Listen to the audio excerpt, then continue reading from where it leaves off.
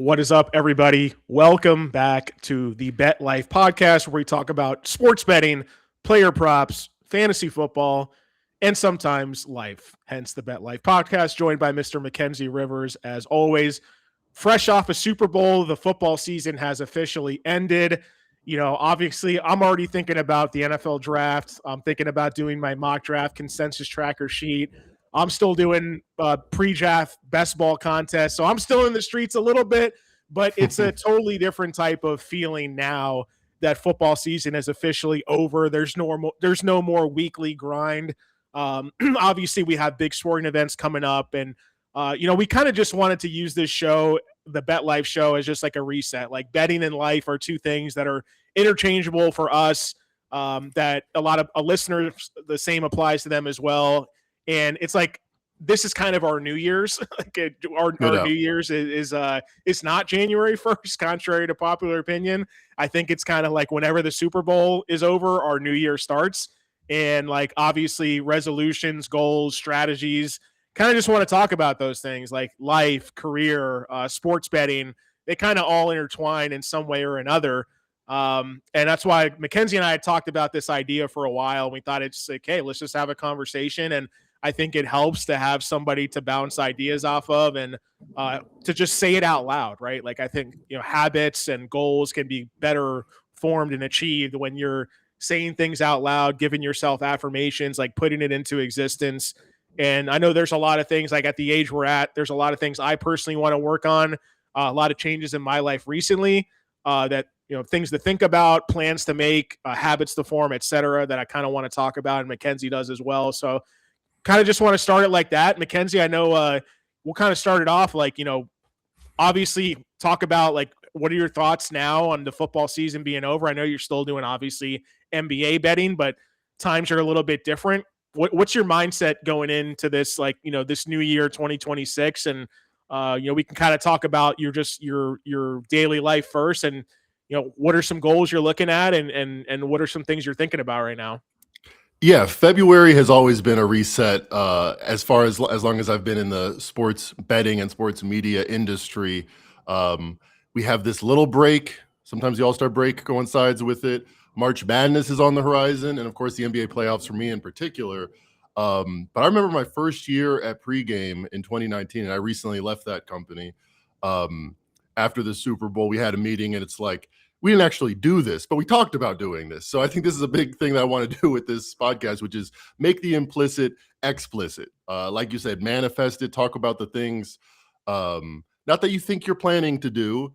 I heard recently a strategy without a timeline is a wish. So I've very often, and with Pregame, had a lot of strategy meetings. What if we move to New Jersey? What if we change this? Like, put everything on the table, which is good, brainstorming sessions. But I like, to make it more concrete. This is definitely the time to do that. So yeah, I am doing the NBA for betterday.com, have a write up almost every day for them, as well as other picks. We do podcasts every day. Definitely check out betterday.com. I've also taken on some consulting work this week, which is very much needed since I'm no longer employed by Pregame. So doing some consulting. I don't know if I can say the company, but it's a sports picking company looking at their NBA model. And I think in my journey, or whatever you want to call it, I've realized the importance of systems, and not just systems like my power ratings minus the injury considerations minus the spot equals my expected spread, which is what happens, but the systems of like, keeping my mental right, my mind right, getting my chicken right, as Marshawn Lynch say, and my mind right at the same time. So that means like working out, for example. I'm just much better equipped to handle stress, loss, everything. When I have that outlet to push metal or stone or whatever it is at my gym up and down. So yeah, we've talked about that off air before, and I think just putting it all on the table and thinking about different ways we want to execute this, I think we're in a similar position. We can help each other with that, and hopefully help the listeners live their best life at BetLife. 100%. Yeah. Just thinking about things through, talking about things, coming up with a new strategy for the new year. I agree with you on the timeline thing for sure. What's what's like, we'll start it off. Like, we'll kind of we can go back and forth. Like, well, before we get into like career / specific betting stuff, like, I know recently yourself, like you kind of went on a fitness journey. You Yeah. started weightlifting. You lost weight as well. What are some goals? Like, where are you at now with that? Like, what are some goals? What are you doing? What are you not doing? What's up with that? So cards on the table. I think most listeners know me pretty well. I was a nightly drinker for most of my adult life, and not in like the cool way, going out way. Just like at the end of the day, before I went to sleep, I'd get 2 beers or 2 bottles of wine or 2/5 of whiskey, whatever was needed. So that was obviously, in some ways, I got to admit, it made me a harder worker because I would wake up and be like, well, I got to make up for lost time. And I had a certain fire about, let me just get to the finish line and then I can relax and get to the finish line and relax. So I've kind of had to unlearn some of those habits. But the fitness journey just gave me an outlet of something to do with that energy. I'd be into 24-hour fitness at 1 a.m. sometimes. And the thing that really revolutionized what I thought about working out was not like, let me do a certain amount of work, but let me put a target out, making the implicit explicit. Let me put a target out there. By March 1st, I want to bench 250 pounds or whatever it was that first. Well, I'm over that now, but and there's just a practice, a mindset, like going to sleep, you're thinking about it. And if you have that goal, the losing weight, the gaining muscle will kind of be necessary steps to get there. So I thought of, instead of let me lose 20 pounds, let me eat right and get enough protein in. And, my first goal, which definitely involved losing weight, was dunking a basketball, which I hadn't done since 20 years old. So when I started, I was like 255, 6'3", 255. And then that last week, I was like 215 because I was like, I can't gain any more muscle. I don't want to squat anymore. I'm just going to fast and get super light and maybe that'll work. And that did work. Then I put on muscle since then. But just having that target, getting new shoes, working on my flexibility. I didn't think about those things as I want to become more flexible. Everything was, this will help me jump higher and dunk a basketball, and check that off my list. So what's your goal for this year coming up? I know you said you want to lift yeah. more, or do you have a specific goal in mind that you want to My achieve? goal last year, and life got in the way, I didn't get it, was to deadlift 500 pounds. I deadlifted 485 in April of last year. I thought I was cruising. I thought I was definitely going to get there, and I probably should have. So that's my new goal. I put it back on the chalkboard. Okay. I tried again at 400 something and twisted my back, so I took a month off. And I deadlifted 400 for the first time in 2026 last week. So I'm starting back at that point and trying to get back to 500. All right. So what's your routine to get to the goal? Like, are you hitting the gym? Are you lifting X amount of times per week, or what's your like strategy routine that you're setting up to get there? It's not as official and systematic as I kind of wish it was, but I have heavy deadlift days where I go in and I only do that. I'll do a warm up and then just do the heaviest weight I can do. And then the other days are just thinking about those accessory muscles. So I have like a back day, a pull up day, a leg day where I do squats and leg press, and just try to beat the logbook. Whatever I put on that logbook, 10 reps at 200, try to do 11 at 200 or 10 at 205 the next week. All right. And you think, like, is that a goal you're trying to reach by like a certain day or before football season starts, or just by the end of 2026, or what do you think? No, I mean, that was my goal for end of 2025. So it can't be it can't be that far out. I actually haven't set a date yet, but I will now on air. You guys can call me on it. June 1st. By June 1st, I will get up 500 pounds. All right. And that's that June 1st, I turned 38 years old. So is that your birthday? Yeah, that's a good benchmark right there. Yeah. Solid date. Okay. Yeah, that's what's up, man. That's what's up. Yeah, I know, for like, I'm in the similar boat for you. Like, I know, like, I have some fitness goals for myself that really just revolve around losing weight. It's not just as simple as like losing weight. Like I played basketball when I was in high school. I was always like not the slimmest athlete. Like, I was like still good enough to like stay on the court. Like, I was on a state championship winning team. Good 3-point shooter, all that. But once high school ended, like, I knew I wasn't going to play sports in college. Like I had my career was already set in my mind of like getting into journalism, getting my degree. So I think really from like 2006 to like now, like over the last, I can really just say now 20 years, it's just really for me like been about just like having consistent habits. And I think that that's something now that I'm turning, getting close to 40, right? Like 37 now, turn 38. Like It's gonna get I, harder to do this stuff. Yeah. yeah, it's like I really like I've had stretches. Like I probably, I'm sure there's other people that have done this way more than me, but in my head, like the people I know in my world, in my universe, like I've probably lost weight and gained weight more than like any person in the world. Like that's how I feel because I've done it so many times. Like I've done it when I was in high Yeah. school, I've done it when I was in college, and I've done it successfully in a number of different ways. Like there's a time I lost 50 plus pounds on Weight Watchers. Then like when I got a little older, like I had a bad stretch. This is back in like 2016, so like in the midpoint, like 10 years ago, where like I just started gradually putting on weight. I started developing worse habits after graduate school. I started smoking weed again. Eventually, like in 2017, I got up to like 400 pounds. And I was like just really unhealthy, like just eating really bad, smoking all the time. And I've always had like binge eating. Like that's been a bad habit of mine over the years since I was a little kid. And like that, the weed just accelerated that like even more. For sure. So like, it's like I had good times doing that in my past. Like I had good times with friends that I still am good friends with now. Like that was kind of like a bonding thing. And like, yeah, I don't necessarily regret it, but I definitely overdid it. But even then, like I stopped smoking weed around this 2017. I actually started doing Weight Watchers again, lost 100 pounds, like got from 400 to 300, was feeling really good. Then I kind of hit a plateau for a couple weeks. And this is back in like 2018.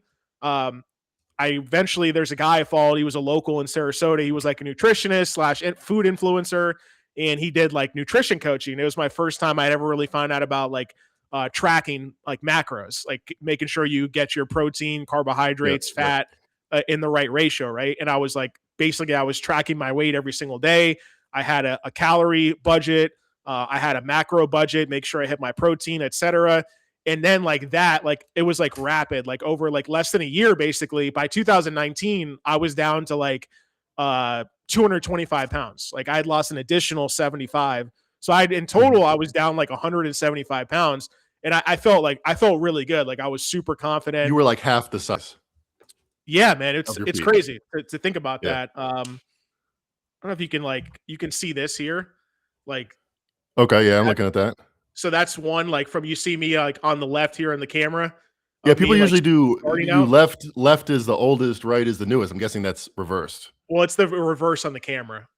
Oh yeah. You're right. Yeah. Right. So you can see that, like, here's like, and I'll have like a picture here.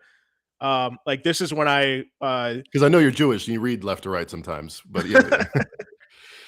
So that's me right there. Like that's when I was like 225. I was like feeling really good. I was lifting. Yeah. Wow. And then like I was. I think that's the image I have when I saw you in person. We talked on the video a lot, but I've only seen you in person one time when you came up to Vegas. Yeah, when we met in Vegas, which was like 2021, I think. Something like that, yeah. So like, and I had put on weight from that picture to when I saw you. Like, so I was probably around 250 when I met you in Vegas. But I was like 250. I kind of still felt like, oh, I still feel good. I look good. But like I was kind of you're a muscular guy. 250 is a fine fighting weight. Yeah. So I was like kind of like letting bad habits slip a little bit. Like originally I had wanted to get down to 200 pounds. And like I kind of like went the opposite way, right? And then like long story short, over the years, like we moved to Pittsburgh here in 2023. I got back up to 300 pounds. I told myself before when I started this entire journey, I was like, I'm never gonna let myself get back above 300 pounds. And it was probably like not the best goal to say because I kind of let myself get right back to like the border. It's negatively constructed. That's something I've noticed where it's like, all right, let me just not overdrink. That's not a functional model. You have to think of what you're going to do, not what you're not going to do. Yeah. And like, I want to kind of just, that's been my journey, right? Like I've like, since that 2020, 2021, when I got to my peak, I kind of just slowly but surely put back on weight, went up a size or two in my clothes and my jeans, etc. And like I've experienced this a lot of times before, right? Like I go to the gym a decent bit. Like last year, like basically I was at a point where I'm like, look, like since 2023, I got back up to 300 in that area, 290, etc. I've had like 2 stints since we moved to Pittsburgh where like I worked with a nutritionist the first year I was here, did the same thing, got down to 270.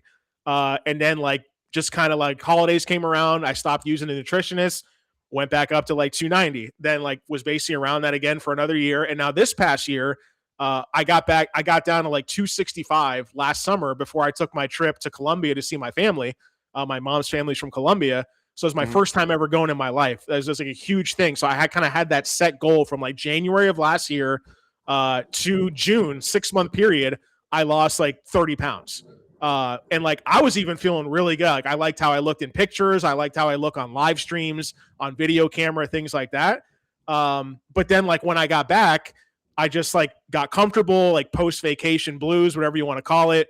And just got off my shit, like got off my tracking my calories. And look, like, if I'm not tracking my calories and I'm just doing whatever the fuck I want to do, like I could easily eat like 5,000 calories in a day, like order out, like eat junk at home, not go to the gym for a couple weeks. And like, then I went to Europe for like a month. I went for work for the Post-Gazette to cover the Ireland game. After that, I met my wife in Italy. We spent a week there. We spent a week in France. So it was like a month I was overseas, came back. So you went from the worst place to eat in Europe, in Ireland, sorry, I'm Irish, I can say it, to the best in Italy. Yeah, and in Ireland, it's like I went to Scotland back in 2020. That was my first time ever in my life going out of the country. My best friend from high school had moved there because his wife was from there and they got married. And it was awesome. But like all I ate when I was in Scotland was chips. And if you don't know, like chips is fries. It's French fries, and they're fucking delicious, man. Like, you ever heard of a spice bag? I've never had one. I've had that too. You had one? Yeah. Oh it's just like a bunch of fried food in a bag and they shake it up. Yeah, all I want to do is eat French fries and fried fish when I'm there, and it tastes absolutely delicious. It tastes fresh, but I'd say not the greatest thing in the world if you're trying to. I remember getting Chinese food when I was studying abroad in Ireland, and I'm like, this tastes exactly like fish and chips. This is like they just have like rice or whatever, but this is the only flavor that they have. Yeah, and like I've noticed, I've noticed things like for me now. So like the last like 2 weeks, I started tracking my calories again. And like my goal is to get below 250 pounds. And like, I know like that's a weight where I'm going to feel good, but I know I need to, let's put a date on that to give you what you gave me.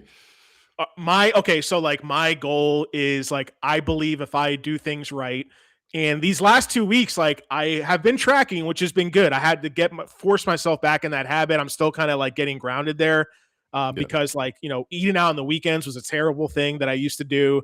Like just an enormous amount of overeating with that type of stuff, takeout, etc. But I've cut down on my drinking a decent bit. And yeah, like my goal is I want to do it by June. I want to be close to that goal. I don't know if I can like right now, when I weighed in myself a week ago, I was 302. I weighed 302 pounds. Again, but like, like I feel like a healthier 302 than I did when I last weighed that amount, like back when 2018, because I've lifted a lot of weights during that time. So I feel like I still have I've retained a decent amount of muscle, but I still don't feel good. Like in like how I fit in my clothes, like how I look on camera, things like that. And those are things where it's just bad habits. Right. So like, I'm trying to take a new approach and perspective on developing habits. It's not about willpower. It's about like, how is your environment going to be conducive to you making the right decisions day in and day out? And like, that's the one thing for me that I really want to be the most conscientious of now. So like, I think that like, that's kind of my timeline. It's like, I want to be under 270. Like that's where I was last summer, like in June, and I was starting to feel really good. And that was just at 270. Just imagine another 20 pounds. Like I would have probably felt on like cloud 9. Right. And I want like the 250 to be like my next barrier as I get into my 40s of like, I'm never going to go above 250 again. I don't know if I want to set like an arbitrary, like, oh, I want to get down to 200. I want to get down to 225. Cause like, I think I could, I just don't know like if like I want to set that goal. So it's like it seems like it's so far along, to where For I sure. feel like I'm Maybe, yeah. yeah, I feel like I'm confident to You get can to set that 250. goal. You can set that goal when you get to 270. So you mentioned tracking calories was big for you. So there's three ways to eat less or to eat the right amount. You can just less total amount. You can say less or only at certain times. You can restrict how much you eat, when you eat, or you can restrict the types of foods. I found my best success when I was losing weight over this last couple of years was the third one. Was thinking um, if I have to have 200 grams of protein and I can't have takeout or I can't have fried food. That was the easiest for me because it's so easy to, or it's so hard for me to be like, all right, well, I'm hungry, but I'm not going to eat like anything like that. That's difficult Right. for me mentally. But if you try to have 200 grams of protein, it's hard to overeat after that. If you have a Yeah. lot of chicken breast, that fills you up. But what was your strategy when you're doing it? That's like that's what it was. Like I was basically I was single at the time, right? And I was just working from home. So it was a lot easier because I didn't have any time constraints on my routine. I was going to the gym like super late. Like I've never been an early morning person, let alone an early morning workout person, for work, for exercise, anything. So like I kind of had it was almost like an unrealistic like routine because like sometimes I'd be going to the gym at like midnight, 1 a.m., working out till 3 a.m., right? Right, It right, right. worked. It worked at the time for what I was doing.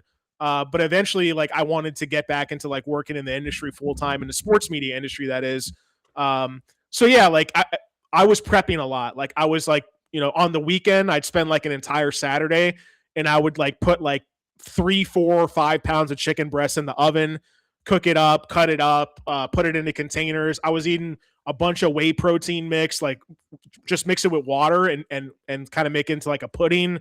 Yeah, Mix it with Greek yogurt, non-fat Greek yogurt, whatever. And mostly that was a lot of what I ate. Egg whites / egg beater stuff that's a lot lower in calories as well, high in protein. So like right now, I kind of need to like get my kitchen is like slowly getting back to that because I had stuff over the holidays that I bought a ton of that it's like I'm eating a lot less of it, but it's still there. So like sure. the one thing I've noticed the last 2 weeks is that my calories have become like manageable. But my carb to protein balance is still not where I want it to be. And like going into this next week, like I'm really gonna make that a priority. Like these first 2 weeks, I'm like, let me just be under a certain amount of number for my calories per day. And like next week, it's gonna be like I gotta hit this protein goal, right? Like I Yeah. gotta make sure my protein's over 200 grams per day, and make sure my carbs are like under 200 grams per day to start out. Um, and like Yeah, that's kind of where I want to get with it, you know. and there's been a lot of conversation about big protein and all the bromosphere pushing protein, and I could see how people think it's overdone. I don't think it's overdone. I think it's actually like No. the secret because yes, if you eat too much protein, it can become glycogen through glyconeogenesis or whatever. But it's just you're not going to do that. It's not the type of food. Like you think about all the food that one is prone to overeat. It's fat and it's sugar combined. Those are all the food. Like a Big Mac has sugar in it. So does a McGriddle. I haven't had McDonald's. That's why I'm thinking about it. Like all the things. If you just subtract all the fiber and protein and add all the fat and sugar, that's what's going to make you overeat. So the reverse of that Yeah. is has been successful for me. And I know Yeah. yeah, there's a bunch of people that say I'm just going to say I think they're right. I don't think they're overdoing it for the clicks. Yeah, no. Well, I mean, like obviously, like find out what works for you. Right, right. You Like can be the individual. when I did it, like yeah, because it makes you fuller. You can eat more. Like I always want to eat more. Yeah. Like that's like I Right. want to Yeah, eat for the sure. most. Makes me I feel want to good. get the Yeah. most possible bang for my buck. Right. Yeah. Like if I order takeout, I want to like feel the bag, like to make sure it's like it's worth the Yeah, money that yeah. I paid because I'm cheap like that. But I also want to make sure I'm full and I'm satisfied, right? And you got to be smart about how you do that. Because Yeah. you could still order out from a bunch of places. And I used to go to back when McDonald's still made grilled chicken. They don't even make grilled chicken anymore. Right, right. I used to go to McDonald's when I was like on the go, and I would like order 6 grilled chicken patties and just eat that as a meal. Um, Oh, without and the like buns? Yeah, that's without just perfectly the healthy. patties, Yeah, yeah, yeah. just the patties. I actually so like last we'll get in. We'll stick to the food topic and diet for a second, because like last year when I lost the weight, the reason why I lost it so fast is because I was doing a modified carnivore diet, and I'm telling you, Oh man, yeah. like I felt better, just like mental clarity, like every day doing that. Like, and basically when I say modified carnivore is that I would still eat fruits and vegetables, right? I would still eat that, but no corn, no potatoes, no pasta, no bread, right? Like I wouldn't eat any of that. Yeah. I would have like one day on the weekend where I would allow myself to eat a meal like that, but 6 days out of the week I was strict, like not doing it. And I felt great, and I lost the weight, and mind you, I was like still making sure I wasn't going crazy on my calories too, because like that's something for me personally that I need to do. Because then I'll just eat like 10 pieces of steak. You know what I mean? Like it's just that's my thing that I have to keep track of and keep tabs on Sure. myself for. So like one thing I noticed is that like I've kind of like gotten to a point where like I remember 5 years ago we would go out to the beach when we lived in Florida. We'd be drinking beers, and like I started noticing I'd be like getting headaches, man. Like I'd be getting headaches like while we'd be drinking, like not even a hangover, like second, third beer, getting a like hangover while you're drinking. And I'm like, this isn't good. And I stopped Yeah. drinking beer for a while, and it was like a Because gluten was that your only thing. sugar and carb source? Do you think that's why? No, this Like this your was body? like this was before when I was eating normal, but I noticed like Oh, okay. it was like a gluten thing where like I was basically like I tried gluten-free beer, wouldn't get a headache. And I noticed I was like developing an intolerance to it. And then like just in these last 6 months, I noticed I was down in Florida helping my dad out. Like he lives in an independent living place where it's like they have a restaurant and bar, so we only certain amount of things you can order regularly.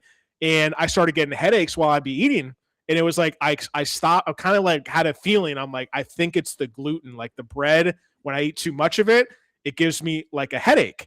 And I started cutting that out, and the headaches completely went away. So like the thing that I've done in the last 2 weeks is like I've gotten rid of all gluten in my diet. Like, but the thing that I done that I need to change and improve on is that I bought a bunch of like gluten-free snacks, like gluten-free bread. So like I'm like when I get hungry, I'm going to those things, and it's keeping me from hitting the protein goal, right? Sure. So like that's like a long-term shift I want to continue, is like the gluten-free for like I would say 95% of like what I eat. Like maybe we go out to dinner for a holiday, for an anniversary, whatever. I'll eat normal shit, whatever, right? But that's something I really want to continue to do, because like I'm noticing its effect, my body's changing in that and how it reacts. But I have to be smart about it in the house. Like I have to make sure my environment is clean. Like, so I'm not going to buy more of these like gluten-free pretzels, gluten-free chips and crackers. Like I'm getting rid of that. I'm not buying peanut butter anymore, because it's like, oh, it's a healthy snack. But then it's like I'm eating like 4 tablespoons, and it's like, shit, my calories are like half filled for the day, right? Yeah. So that's what I'm doing, is like, long story short, like long story, not short, is like that's the change I'm making now, is like I'm listening to my body, but now I have to make the smart decisions on how to achieve my goal. And like I don't want to do the carnivore thing now. Like I just don't want to put that restriction on myself. Yeah. But like I think it might like maybe semi happen as a result, because I need to figure out how to jam this protein in, and I got to start cooking more. I got to start prepping more. My wife works a lot more than she used to, so she used to be at home a lot more, cooking a lot more. I got to revert back to like how I was when I was single, and like doing that stuff myself, because now I'm at home more and I'm working from home and she's out working, right? So it's like Totally. it's like this give and take, and like that's where I'm at. That's the goal I want to set. Like get under 250, stay under 250 the rest of my life. Once I get under 250, then like that's the next goal I want to set for myself in that. And like I know what I want to do. Like when I've been going to the gym 4 or 5 days a week for the last month, these last 2 weeks, like I'm doing 30 minutes of intense cardio. Like I like to do the elliptical with high resistance, and like I'm drenched in sweat by the end, man. Like I'm like my top of my collar to the bottom of my shirt is completely filled with sweat, like I jumped in a pool. And then the one thing I've been doing that I kind of got lazy with over the last year or so is like lifting consistently as well. So what I've been doing is lifting for 45 minutes and then going down and doing the cardio. And then at the LA Fitness gym by the house, they have a sauna too, and I really like doing that. It's kind of like just clear my head, like sweat a little more, burn a few extra calories, and like that's the new routine that I'm on. The thing I have to change to get my pounds down faster now is the calorie intake with the macros and the protein. So that's where I'm at currently. I love the sauna, and some people say, well, the science isn't completely. A couple things that it does that is unequivocal. Number one is it sweats like 100 calories an hour, which isn't much, but I'm not gonna feel super like wanting to do other things. So I kind of want to just relax. So I'll take that 100 calories an hour or whatever. And the other thing it does, I forgot who said this, some influencer, but he said the number one, I think it was Andrew Huberman, uh, signal to the body to start growing muscle, burning fat to get the energy to grow muscle, all that stuff is to have the opposite, the parasympathetic response that you just had with the sympathetic response. So you just had this incredibly intense 30-minute cardio session or weightlifting session, whatever it was. Your fight or flight is activated, your adrenaline is surging. If you did that all the time, you wouldn't gain any muscle. Like, I don't know how you could, but if you're like running from a tiger your whole life, your body says, we don't want to gain muscle, we want to escape this tiger. But if you stopped and you kind of told your mind, I'm safe now, the tiger is not going to eat me, and you just sat and looked and didn't do anything, your body has this wave of, I mean, it's kind of woo-woo shit, but Adrian Huberman is a professor at Stanford, so I believe him. And it kind of makes sense logically to me. If you give that signal to your body to, it's safe now, it's all right, we did the thing, we accomplished the thing, then you start all the positive, recovery processes that has a much stronger result. And you mentioned how you wanted to get back to more weightlifting. I have to do more cardio. It's the thing that does not come naturally to us that is going to be the most beneficial. Like, I think a lot of people have said this, Peter Attia and many others, but the number one indicator for long-term health is VO2 max, which is, in other words, how much oxygen you can take into your lungs. So right. Strength and leanness both correlated to good health. But if you were, if all you did was train your body to get to extreme states of heart rate and take in all the oxygen and then relax, then your body's growing and creating a heart that's going to last a long time. Yeah. Yeah. That's how I feel like inside my body is healthy. Like, just, I guess, in the aggregate over the years, like all the exercising I've done, all the healthy periods of my life that I've had, but you can't just like have an imbalance there and like just continue to creep in bad habits that inject bad things into your health and into your heart, into your blood and all that, because like, I feel like I've been fortunate and lucky, right? Like, I haven't developed, I didn't develop anything bad when I got up to 400 pounds, which is a lot. You know what I mean? Like that, right. That's very, very bad. Like, even I can look back at myself now and be like, if I saw myself now compared to when I was 400 pounds, I'd be like, oh my God, like I look great. 300 pounds, I look great. Now I'm at 300 pounds and I think about how I felt when I was 270, 250. And I'm like, fuck, like I hate being 300 pounds. Right. So it's like making sure those changes are made. I think for like me being always like a bigger guy wanting to lose weight more often than not, cardio is the easy way, because like you're like, I'm going to sweat more and I'm going to burn more calories. Like I can see the exchange when I'm done. Like I can see the sweat. Whereas like when weightlifting, like, yeah, I'm going to sweat still. But like, I'm not seeing that like at the end. But like when I first lost that weight, I was like seeing myself in the mirror and I'm like, damn, I look like I'm 300, but I still look skinny. Like my arms don't look muscular. At least now I've been able to retain some of that. So I'm like, okay, I got a better foundation to start of when I did like 7 years ago. And I want to build more muscle up, because when I lose the weight and get slim, like in the picture I showed you, like the one thing I would change from that when I was down at 225 was that I was not doing any leg training at all. It was all upper body, right? And that's what's easy for me. Like that's what's easy for me is like getting on the bench. Like I went to the gym the other day and I got on the freeway bench, because like the first couple years we lived here, I was using our apartment gym, which doesn't have a bench. It just has like you can get benches for dumbbells, not an actual like bench press bench, right? With the bar. Mm-hmm. So I got on the bench at the LA Fitness the other day, because I just signed up like 2 months ago. And I was like, I'm gonna bench. And like I was doing high reps. So I did like 15 reps of like just 45s, like 135. And I'm like, okay, because I've been doing more high rep in the past. And I'm like, well, let me slow it down. Like, let me not focus on the amount of reps. Like, let me see what I can do. I didn't have a spotter. but I did like 5 reps. No, I did 3 reps of 225 with no spotter, and I felt like I could have done more. I just wanted to be safe. So I'm like, Sure. okay, Yeah. Yeah. like, Yeah. but I need to be able to bench my body weight, right? Because it's like it's one thing to bench 225 5 times, but like if you're 300 pounds, so, but I still feel like good because I'm like, okay, at least I still have that. And with a spotter, I probably could have done at least 1 or 2 of like maybe 250, 260, 270. Yeah, So it's I good want to to do more. test. I want to do more of the heavy lifting too, as well.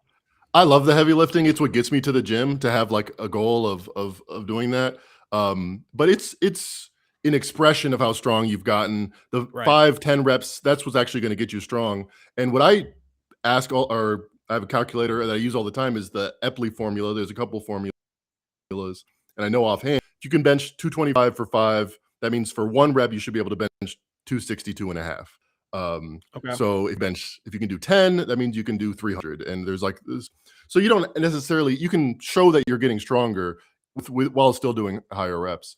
The Right. leg training, it's a love-hate relationship I have with it. Is like if I'm doing leg training, it's the only thing I'm going to do that day. I'm not doing any cardio. I'm going to warm up and really squat heavy and try to do 5 sets of that. But like I've teared up, I've thrown up, like to get to that point where you're really testing your quads as strong as you can.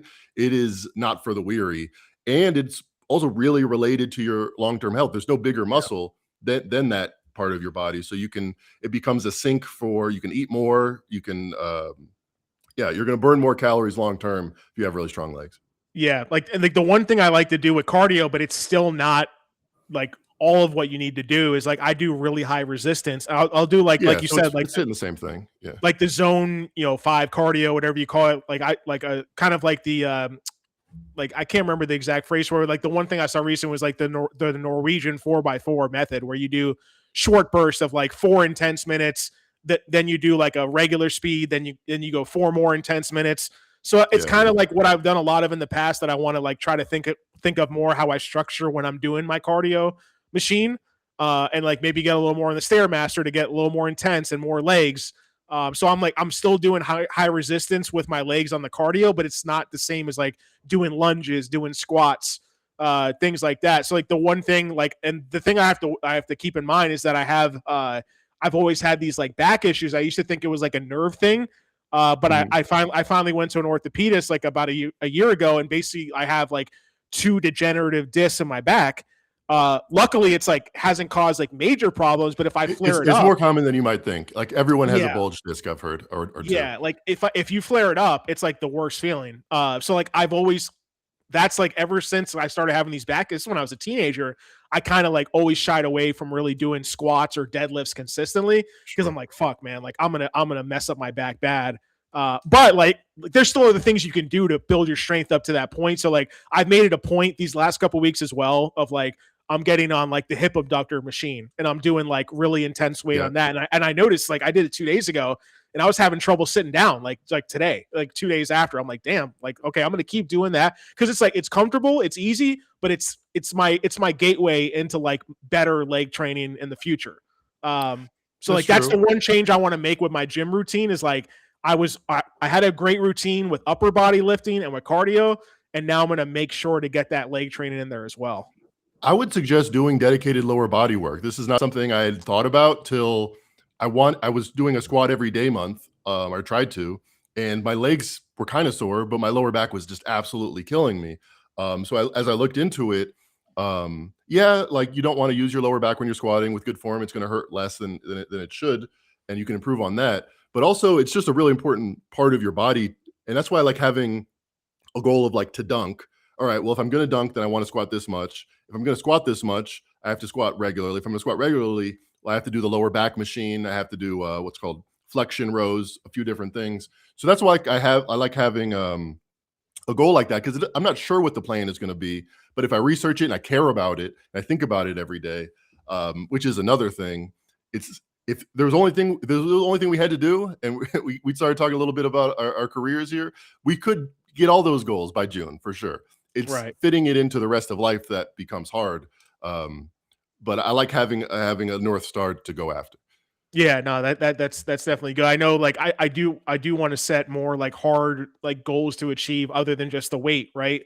Um, I think like the most reasonable thing I can think of is like I want to bench over 300 pounds, right? Like lose weight, get under 250, but then be able to bench over 300 pounds as well.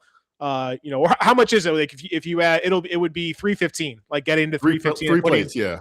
three 345s on each side for sure. I got so close. I think I could have done 315. I did like a clean 300. I did like 285 for 3. But yeah, to do 3 plates, everyone in the gym notices. Oh, you putting a 3rd plate on there? That's a goal of mine as well. Yeah, I think the most I ever got, like I did a couple reps of like this a couple years ago. I did a couple reps of like 275, 280. But like it was just like let me just try shit out. But that's the goal. I need to figure out what like a lower body goal to get to is right now, because I'm not doing like squats, I'm not doing deadlifts yet.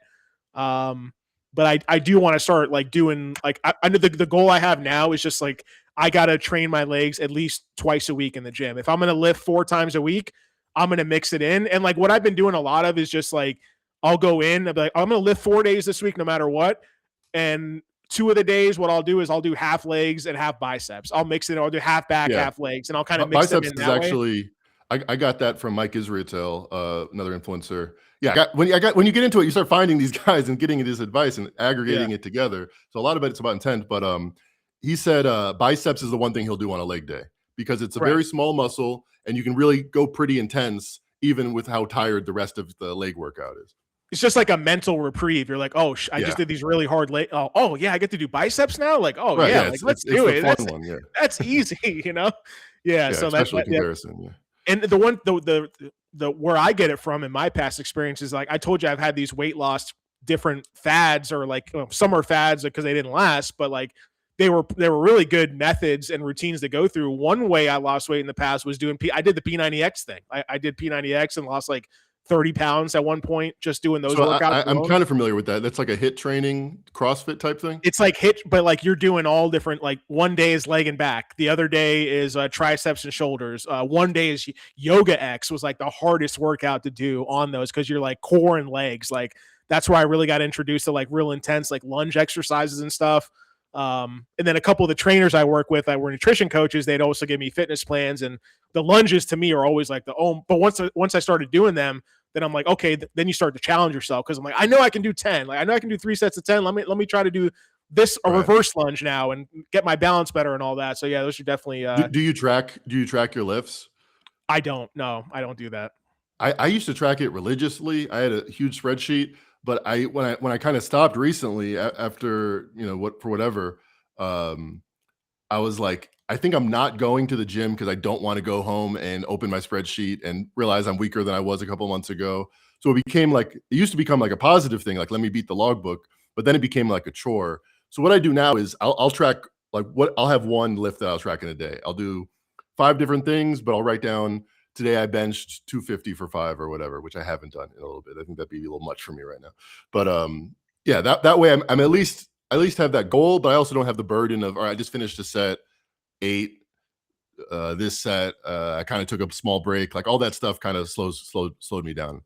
Yeah. One last thing I want to leave this with is like just something new that I've been thinking a lot more about and get your perspective on is like just in health is like thinking about the ingredients you're putting into your body. And I kind of went on this like, I don't know if do you call it doom scrolling if it's actually stuff that's going to help you in your life? Because I feel like it's a wormhole. It's all that. Yeah, I kind of got into like the just ingredients thing, like making sure you get like the right type of meat, like grass-fed beef, getting like pasture-raised chicken and eggs, like making sure you're not like putting plastic in the microwave, like or even just using plastic in general.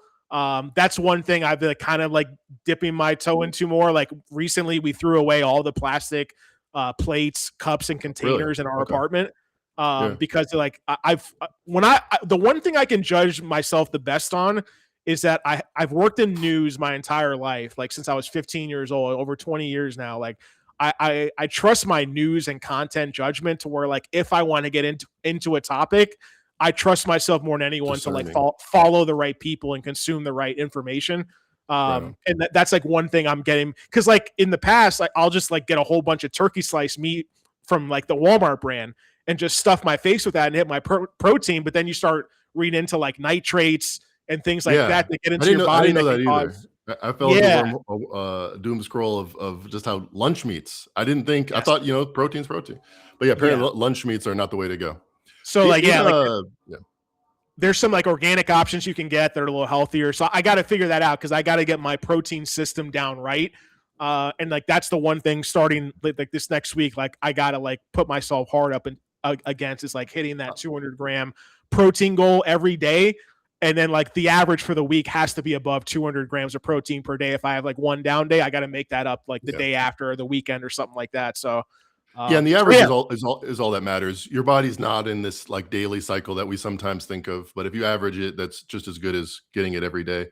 Yeah. Let me ask you, when you went to Italy, did you have gluten there? Because I saw one video that said the reason why Americans have gluten problems is because our wheat is bad. Yeah. We have bad wheat. But if you go to other countries, then eat as much bread as you want. Have you experienced that? I had no, I mean, I overate. That was the issue. I just ate too much volume. I had too much volume. I mean, I was eating like the one thing I discovered there that was just so delicious is like not just bread from Italy, but fried bread in Italy. Like getting, we ate a fried calzone in Naples while we were waiting for the boat to take us to our Airbnb in Capri, the island. Fried calzone from Italy is just amazing, man. Like just fried fresh dough. Well, I've had the original pizza from New Haven, which invented pizza. So every other pizzas are just facsimiles to me. So yeah, I guess they could do that.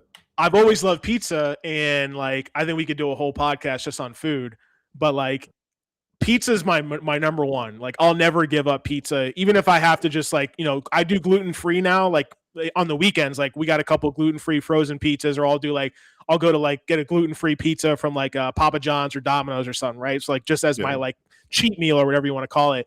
But like if I go on a trip, I'm definitely finding the best pizza spot in that area, and I'm trying it out, like for sure. But the one place that I have different bookmarks folder on Instagram. I have one for like healthy meal recipes, like diet information stuff we're talking about now. One of them is just different cities to try like new foods.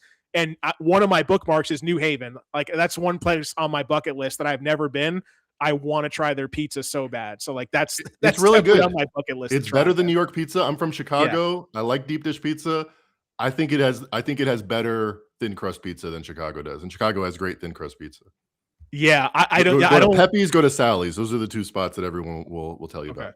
Well, I think Chicago style pizza is trash. Like the deep dish. The deep dish? Yeah, it's not. It's a lasagna. I would say it's a delicious lasagna, but it's a different category. It's not pizza. No, it's not. It's not. I lived in New York City for 2 years, and I fell in love with like New York style pizza. Like I love thin style pizza. The one type I will throw in there, I think is pretty underrated on the whole, is like Detroit style pizza. Like I really do like that. You don't like Chicago, but Detroit style is like a kind of Chicago style with the sauce on top. Well, it's like, but it's not so doughy. No, it's not a lasagna. It's more like a pizza. It's kind of like more like a pizza, and like the extra crisp. I like the burnt, greasy edges, like the crisp on it is what I like. So that's kind of like my thicker favorite style pizza is that, but yeah, I don't know. We went from health stuff to eating pizza now. So yeah, now I want to get some pizza. Forget working out today. So yeah, man, that's like, so I want to just like cap it on that. Is like, now that we talked it through, I had the goal at 250. I'm gonna add the goal of like I want to bench by the end. I want to say by the end of the summer, man. You know what I mean? Like before football season starts. Like this is our non-football year of like. For sure.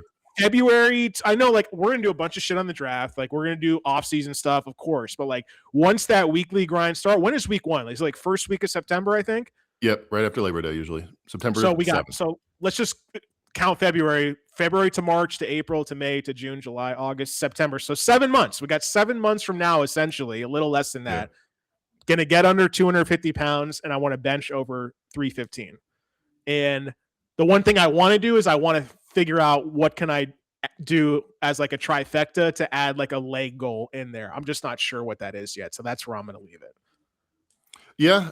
So I want to bench 500, and I feel like I should throw in another goal. I want to bench. You said you want to bench 500? Yeah, I would, like Tommy Maddox or whatever. I mean, what's your max now? No, I don't want to bench 500. I want to deadlift 500. Okay, I was about to say, I'm like, damn, I want to bench 315 by the like formulas. I got to the point where I could bench 315. I never got the spotter and actually did it, but I want to do that. And I yeah, I guess I'm kind of good with my weight. I think I'll stay around 235, 240. Yeah. So, Okay. but So, to increase your lifts and not gain weight is a challenge all by itself. yeah, that is true. Okay, so we got the deadlift 500 to throw on top of that. Okay, cool.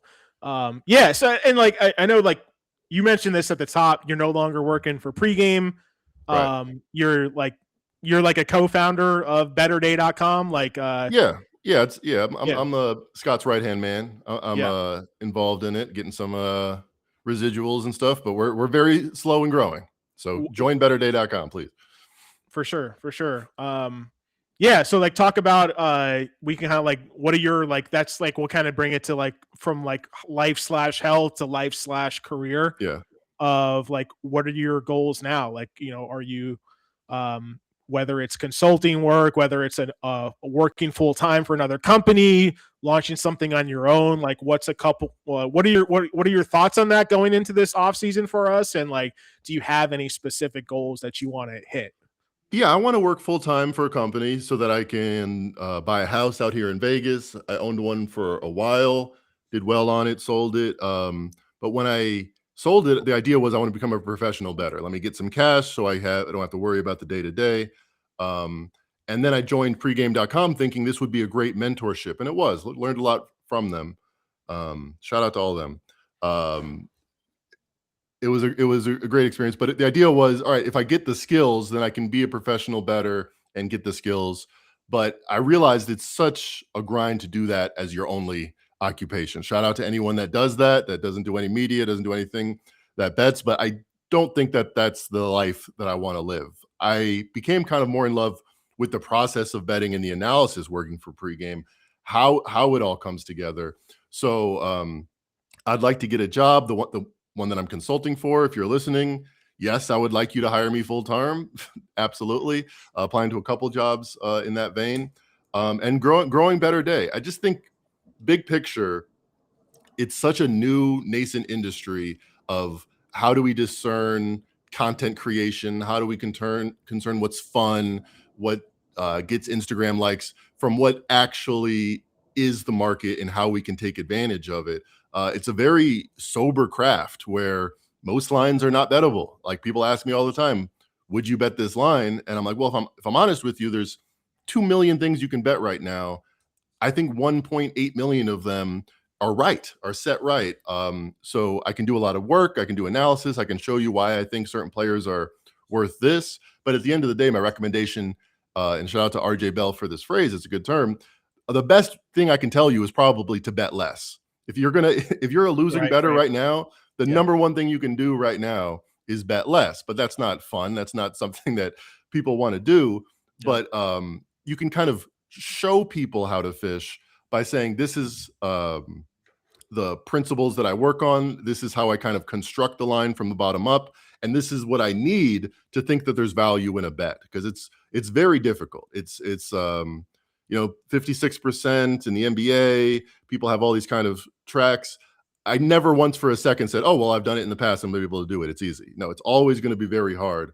And this company that I'm consulting with, Better Day, I love being around people that understand that mountain we're trying to climb and the immensity of it. And then, start from the bottom one step at a time. All right. So you want to land a full-time. Yeah. Wow. That was a lot of word salad without a goal. But let me set some real goals. What's the goal before I go on to my spiel? Yeah. I want a full-time job that allows me to learn from other people. Analyzing the NBA is my number one. Also the NFL, but just the craft of betting in general. I want to work with a team of people that are at the frontier of doing that.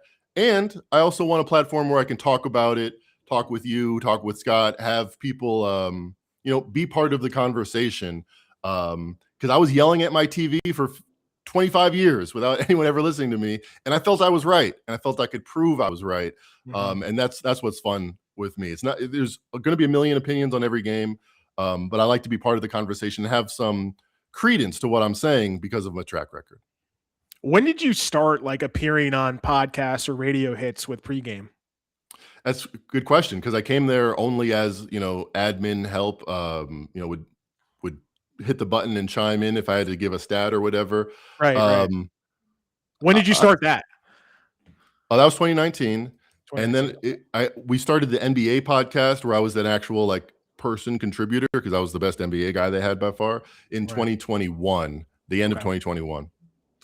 That's right. I remember I remember like where I was physically because we moved into our new apartment first time of my wife and I living together, and this was 2020. It was during COVID, and I remember being in the apartment. I just remember where I was for some reason about listening to your run on NBA picks. Like when you first started giving out NBA picks, and you went like on an absolute heater, and Yeah. like kind of like where you made your name is like you started giving out these picks with RJ. Like I think some of them are on the pregame pod.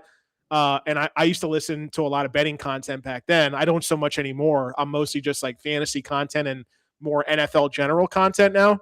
Yeah. But like we've all kind of had our own journeys with that. So that's interesting to see like how, it seems like forever, right? But then you look back and you're like, it's only been 5 years. It's kind of crazy that it's only been that long too. Right. It's weird to think of my identity as that because I've lived so many lives before that. But now when I meet people, if they've heard me, they're like, "Oh, you're the NBA guy," which is great. It's great to have any kind of recognition. I won 10 of my first 11 3-star picks on pregame.com. Yeah. I've had 10 in one run since then, but the first time to do it, that was just a god shot. That gave me the confidence with pregame or without to really think, people should listen to what I have to say on this stuff. I got some good insights. So okay, so like tangible goal by the end of this year, like you want to Yeah, have like be employed full time, have full time. betterday.com, have I won't tell you the number, but 10 times more listeners, which would be okay, it's not a realistic goal. 2 times the amount of listeners as we have now, and 2 Okay, times the amount of subscribers we have now. We're two growing. x We appreciate everyone joining, but I think we should be able to double it before the start of football season. before the start of football season. Okay, all right, cool, cool. And then just what about you outside of like Better Day and outside of another company? Just like your voice, Mackenzie Rivers, the influencer. Like, do you have a tangible goal or an idea of anything just along those lines? Yeah, I mean, I'm locked out of my Twitter, and it's crazy how on the back burner I said, let me create my own website, let me do all these things. And I was like, well, I have this Twitter account with 9,000 followers or 8,000 followers. I remember the day that you went from like 4,000 to 25,000. That must have been fun. Well, you had like a viral tweet, but I'm like, all right, that will always be my engine of whatever, like my own brand is separate from pregame. Well, some hacker hacked it, and I know it happened to a lot of people. I'm not alone, but as many emails as I've sent to Twitter, I haven't been able to fix that. Which is to say, I don't have like a website I can tell you about. That's all me. That's not anybody else. And I've kind of put that on the back burner. Paying bills, getting a job has been Yeah. more the front burner. But Yeah. yeah, it was my goal at the end of last year, and I didn't do it. But my goal this year would also to have my own website, my own place where I can have my own content, whether it's just copying and pasting what I've done with someone else, but also make it my own. What about just having like your own newsletter? Like you could have your own Substack or something where you could just write Yeah, it. yeah. Ghost is what I know is what Scott uses, and I think that might be the way to do it because it's like go to my website is kind of old fashioned now versus Mhm. if you're interested, this can come to your email box every day. Right. Yeah. All right, so yeah, you just completely changed my life goals. So I'm going to get a job. I'm going to double the listenership of betterday.com, and I'm going to have my own newsletter in 2026. Thanks, Greg. Okay. Yeah. You seem like a guy that would have a newsletter. Thanks. Yeah, no, I had a lot of opinions. I've been You yelling at seem the you TV for seem like too a long. newsletter guy. Yeah. Yeah. And I think I like also type really fast. I love to type. yeah, I'm the same. Like I do when I am in the mode of writing, I do actually write and type faster. It's just getting like breaking through that writer's block barrier or whatever For you want sure. to call it. That blank page. Yeah. Yeah, like I started doing I mean, I told you I got into the business when I was 15. I started writing for the Sarasota Herald Tribune, where I grew up as a kid in high school. My dad, he was a sports writer. What were Since you the writing about at 15? Well, I Covering? started like the first thing I started doing was we had like every Tuesday, the entire back page of the sports section would be a section called Sports for Kids. And I got the opportunity to start writing that once a week while I was a sophomore in high school. and just kind of learning how to do it. Like I was always a good writer. I always loved writing as a kid. When I was like 5 years old, I would write like these like novels. Like I had like a 3-part trilogy, like fantasy book that I made called The Lost Key. I just love storytelling. Yeah. That's something I want to actually, that's kind of a long-term goal I want to talk about as well. But with that, like my first interview I ever did, we had house phones back then, right? Like this is 2003.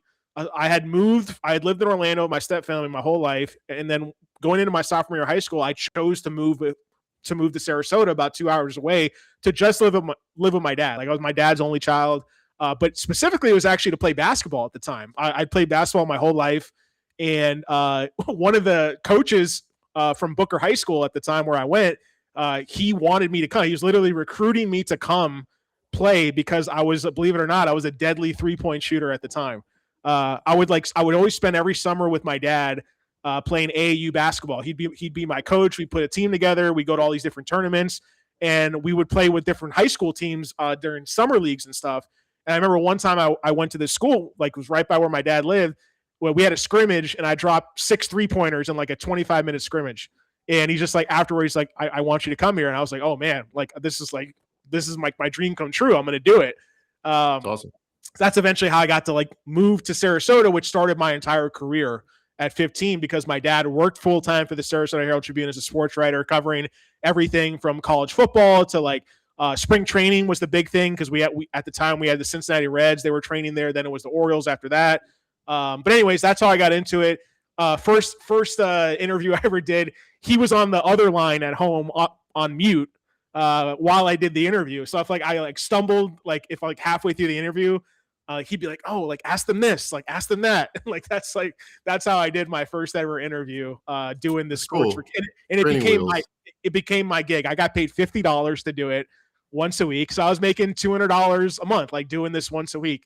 And then like the next year they started bringing me in like on evenings during the week, like, hey, we want you to answer the call when coaches call in to take stats and write high school sports game roundups for the paper. Then it was like, oh, we want you to also edit some of these pages for the newspaper. And then like by the time I got into my senior year of high school / first year of college, they're sending me out to cover everything: high school baseball, high school softball, every high school sport you can think of. High school football is on Friday. It was huge. So I essentially became a full-time. I was working for the Sarasota Herald Tribune full-time by my first year in college, which was like 2006. And I was like, oh, like I'm gonna go to college for journalism. So I go to University of South Florida, which was like I commuted to their St. Pete campus. It was 45-minute drive from where I lived in Sarasota. I was able to keep my girlfriend. She lived in Sarasota, keep my job at the time. So I was like, I stayed close to home. Right. And then once I got out of USF, I remember like graduating, and I'm like thinking like, man, like what are we celebrating here? I feel like this was like the easiest thing to do. Like I felt like I slacked my way through undergrad, and I'm still graduating. I still have good grades. I'm like, this is like too easy. Like I feel like I gotta challenge myself somehow. And I remember at the time, like this is a super long backstory, but I'm almost to where we are now. Is like I remember my professor at the time. I'm like, yeah, I think I want to go get a master's degree in journalism or go to graduate school, because I'm like, what's the next step up? Like I really want to learn from the best. And I remember him at the time being like, I don't think you should do that. He's like, you're turning in assignments late for my classes and stuff and blah, blah, blah. And I'm like, but eventually I kind of just thought about giving up on journalism, because it was like the industry was dying. Newspapers were shutting down left and right.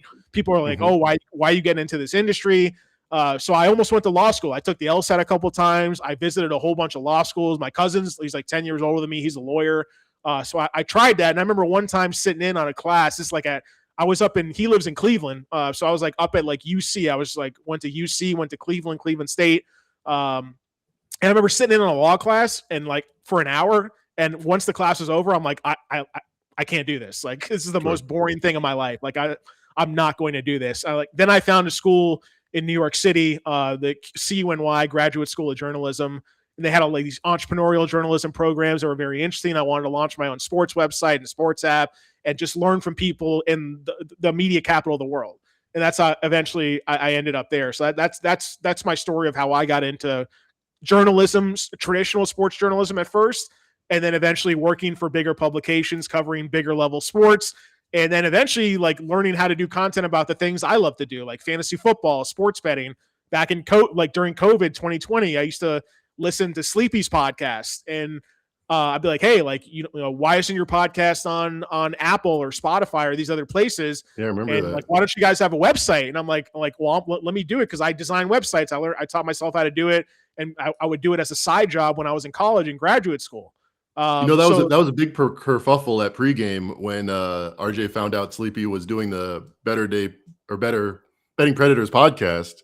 But it's not like he was going to do a podcast on pregame, so I didn't understand what the tension. Yeah, and it was like, so that's like kind of like the genesis of what, like how you said, like you're the NBA guy now, and it's like that's your identity, but you really didn't start doing it like 5 years ago. That's it. And then like for me too, like I've been a lifelong sports journalist and sports editor. I've worked as a sports editor as well, but I was never like I love playing fantasy football. It was fun, but I like listening to betting content, but I never actually did it myself until that downtime I had where I built the Betting Predators website, started coming on podcasts with Sleepy. We started doing a whole bunch of stuff. You were writing for the website. We had a whole bunch of other writers. And eventually like you kind of realize like, oh, is this scalable or not? Like, how do I want to do this? So like, that's kind of where I'm at now is like, I recently was working for the Pittsburgh Post-Gazette, moved up here in 2023, but now the newspaper is shutting down. Right. So they're letting people go. I haven't been with them for the last three months. I stopped working for them in October. And like, for me, like I've always wanted to do it more on my own than with a more traditional legacy type of media company. So I'm in the process of kind of rebranding everything that I have. And that's what I want to do now is I want to focus more on fantasy football. And like, that's where my audience is on Twitter.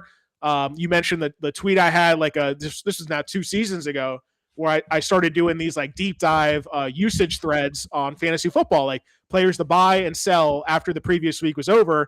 And like, I finally did it consistently enough for like just 2 or 3 weeks to where I worded it the right way and people finally got their attention. Cause I'm like, hey, I was the industry's most I'm literally the best in the world at this thing that everybody does. So you should pay attention. Yeah. Well, the thing is like I hate that I'm rambling so much, but like when I was at the Post-Gazette, it was after a year of being there. I was still doing the fantasy rankings because I'd started doing that for fun back in 2020. But I was like, I'm doing it based off my gut. Like I don't have projections. I'm not using like a mathematical formula.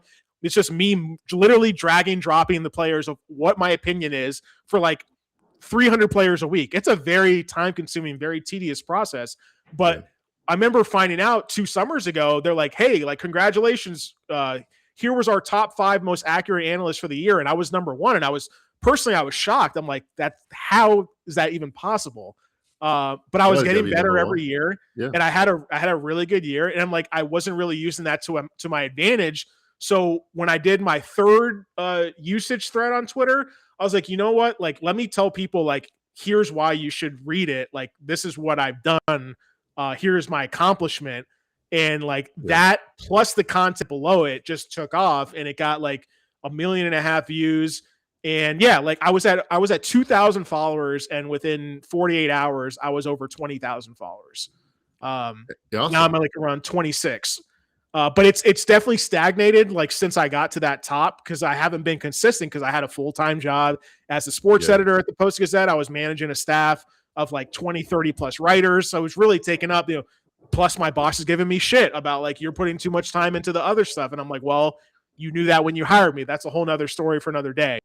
But now that I'm on my own again, I have the same goal as you is like, I do want to work full time, but I want it to be for a specific type of company and no longer for like a legacy media company where everyone's stuck in the past and you're there trying to innovate, but you're throwing stuff at the wall and no one's giving you the right feedback because there's no one in there that you can truly like learn from in the new things that you're trying to do and advance thoughts and projects on. And that's where I can relate to what you said is like, I want to put myself full time in a company where I can actually learn from people smarter than me in the areas that I do want to make those advancements on. And it's a select group of people. Like it's the good thing about this industry, sports betting media in general, and also a very difficult thing is there's not a blueprint of like, this is how successful handicappers have grown and learned in the past, or this is how you can handicap a NFL or NBA game and guarantee success. It's always adjusting. about being around people, I think, that understand how hard it is and really care about the processes of setting it up. So this company I'm consulting with is looking at some of their files and some of their ideas, and it's like, wow, this is like a formal version. If there was 20 of me, maybe we would have come up with something like this. So that's really exciting because I've had my own power ratings forever. Used to have them on betting predators. I have a way to input data and to translate that data and some subjective things that I do. But it's so much less scale than the enterprise scale that it could be if this industry was fully formed, which it's not. So that is a lot of opportunity. I saw you tweet out recently. I use Better Day as my Twitter, so I can read Twitter because I can't even log on otherwise. So if you want to follow what I'm writing, it's at better_day is the Twitter handle. I saw you tweet out, if you could go back, I think 10 years and tell yourself one thing, you'd say only do the things that you love. And I'm like, I believe in that. That's why I came to Vegas. The idea of I don't want to just be another middle manager in corporate America. I want to live by my wits. But that is to only do those things. It's a kind of a lofty goal, but it's also, I think, a noble one. Yeah, I think like I had a fortunate start of like my first job was in sports. Like I never worked at a restaurant. I never had to do that type of job. Like I had a couple different like more like worked for a hotel for a summer that's during the graveyard shift to make some extra money, but I was still working as a sports reporter at the time. And I've done little jobs here and there, but I never had that traditional kind of upbringing working that type of stuff. And I'm blessed and fortunate to have that.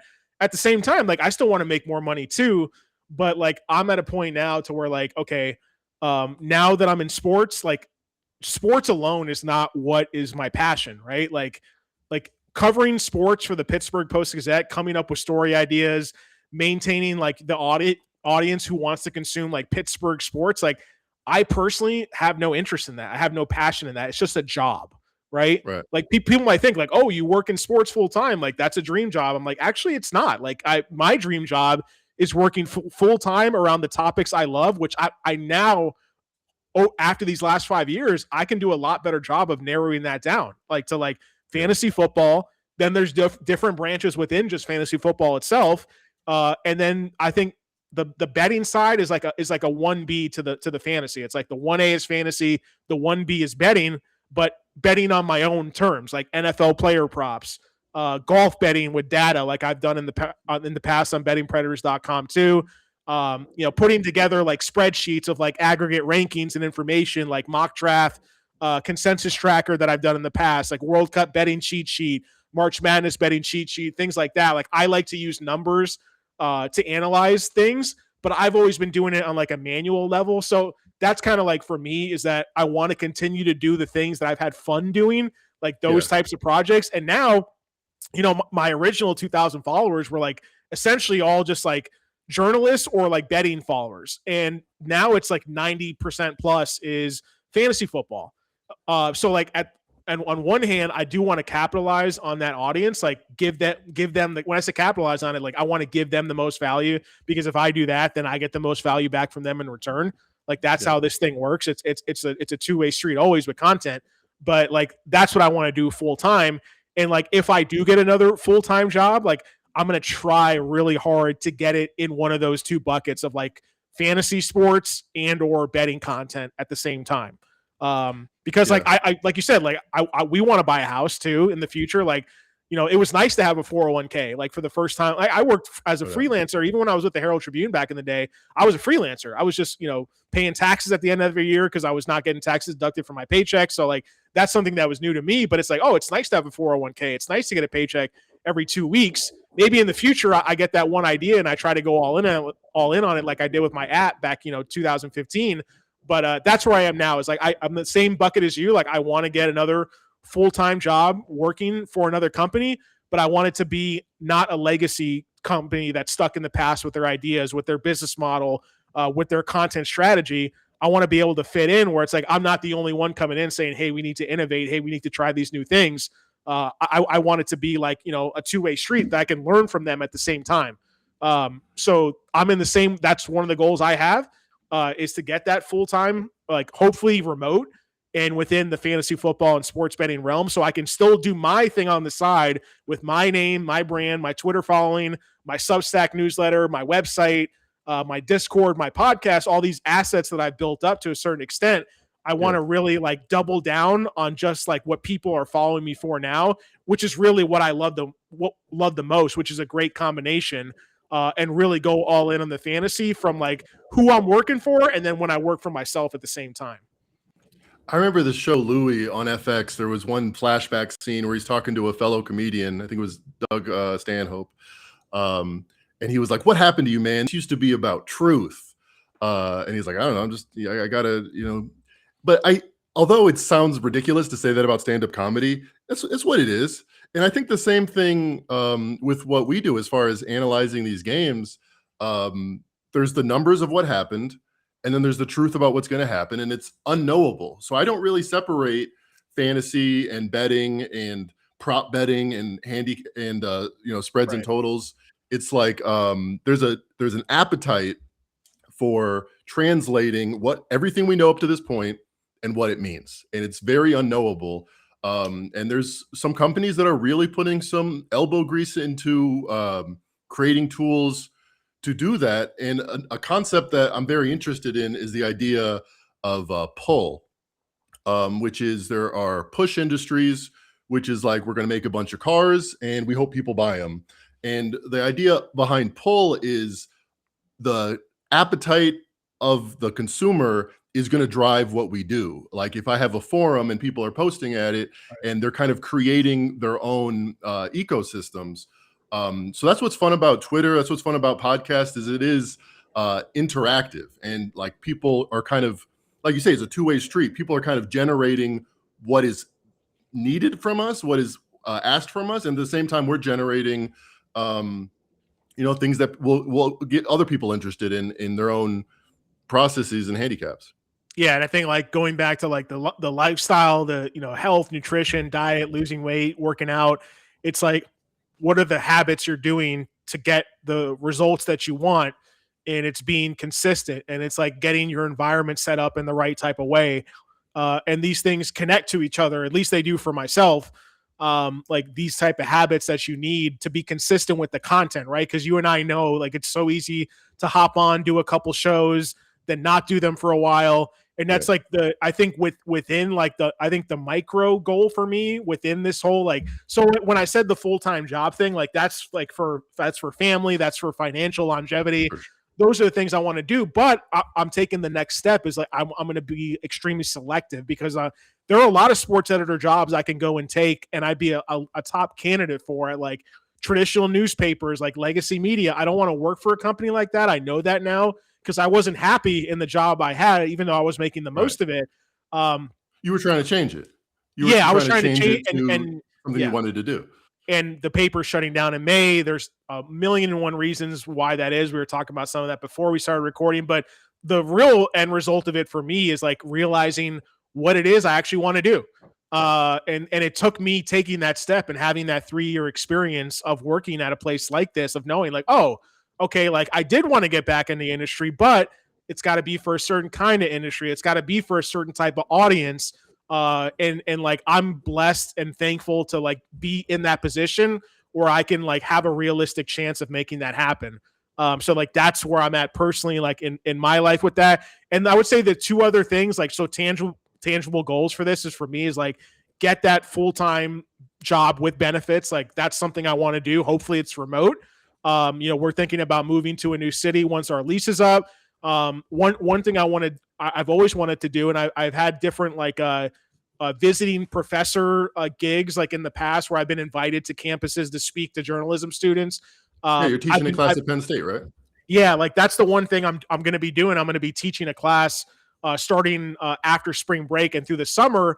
It's going to be a class all centered around covering the World Cup. And while I was at the Post-Gazette, I started up a short-form sports video internship program that essentially allowed us to start our first ever TikTok for the Post-Gazette sports brand.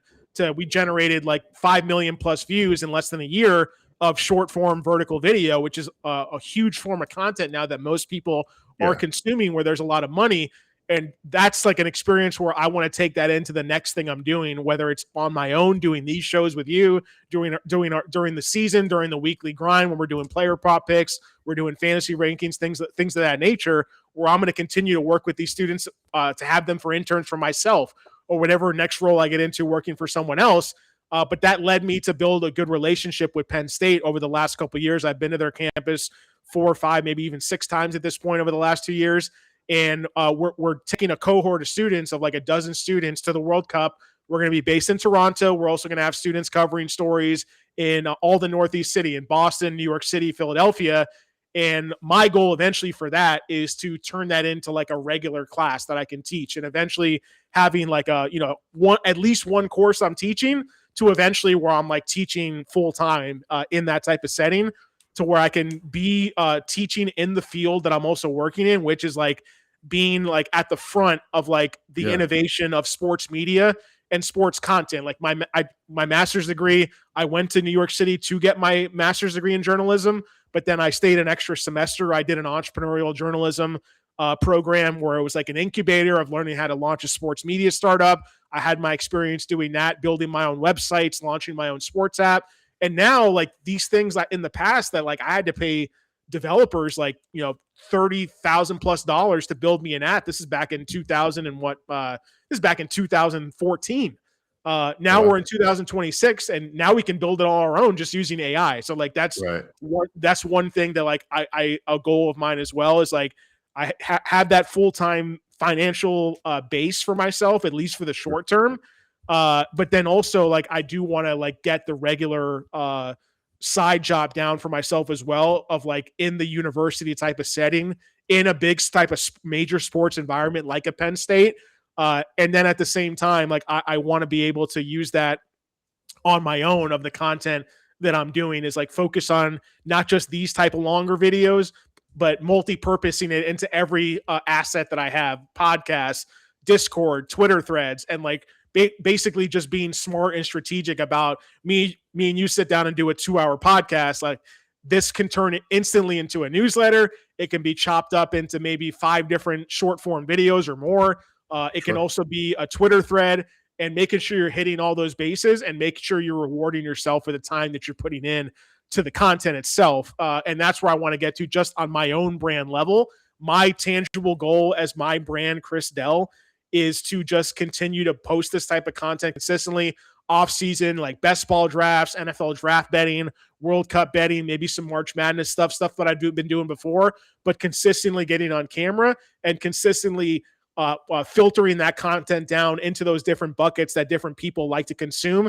And that's how, if you do that consistently enough, you're going to like eventually see all those subscriber numbers rise in all those different areas, and start building your own brand up to where, like, if I'm doing this and we're coming back in 2030, 4 years later, then I don't need that full-time job anymore for my financial freedom, because I can make more doing it on my own.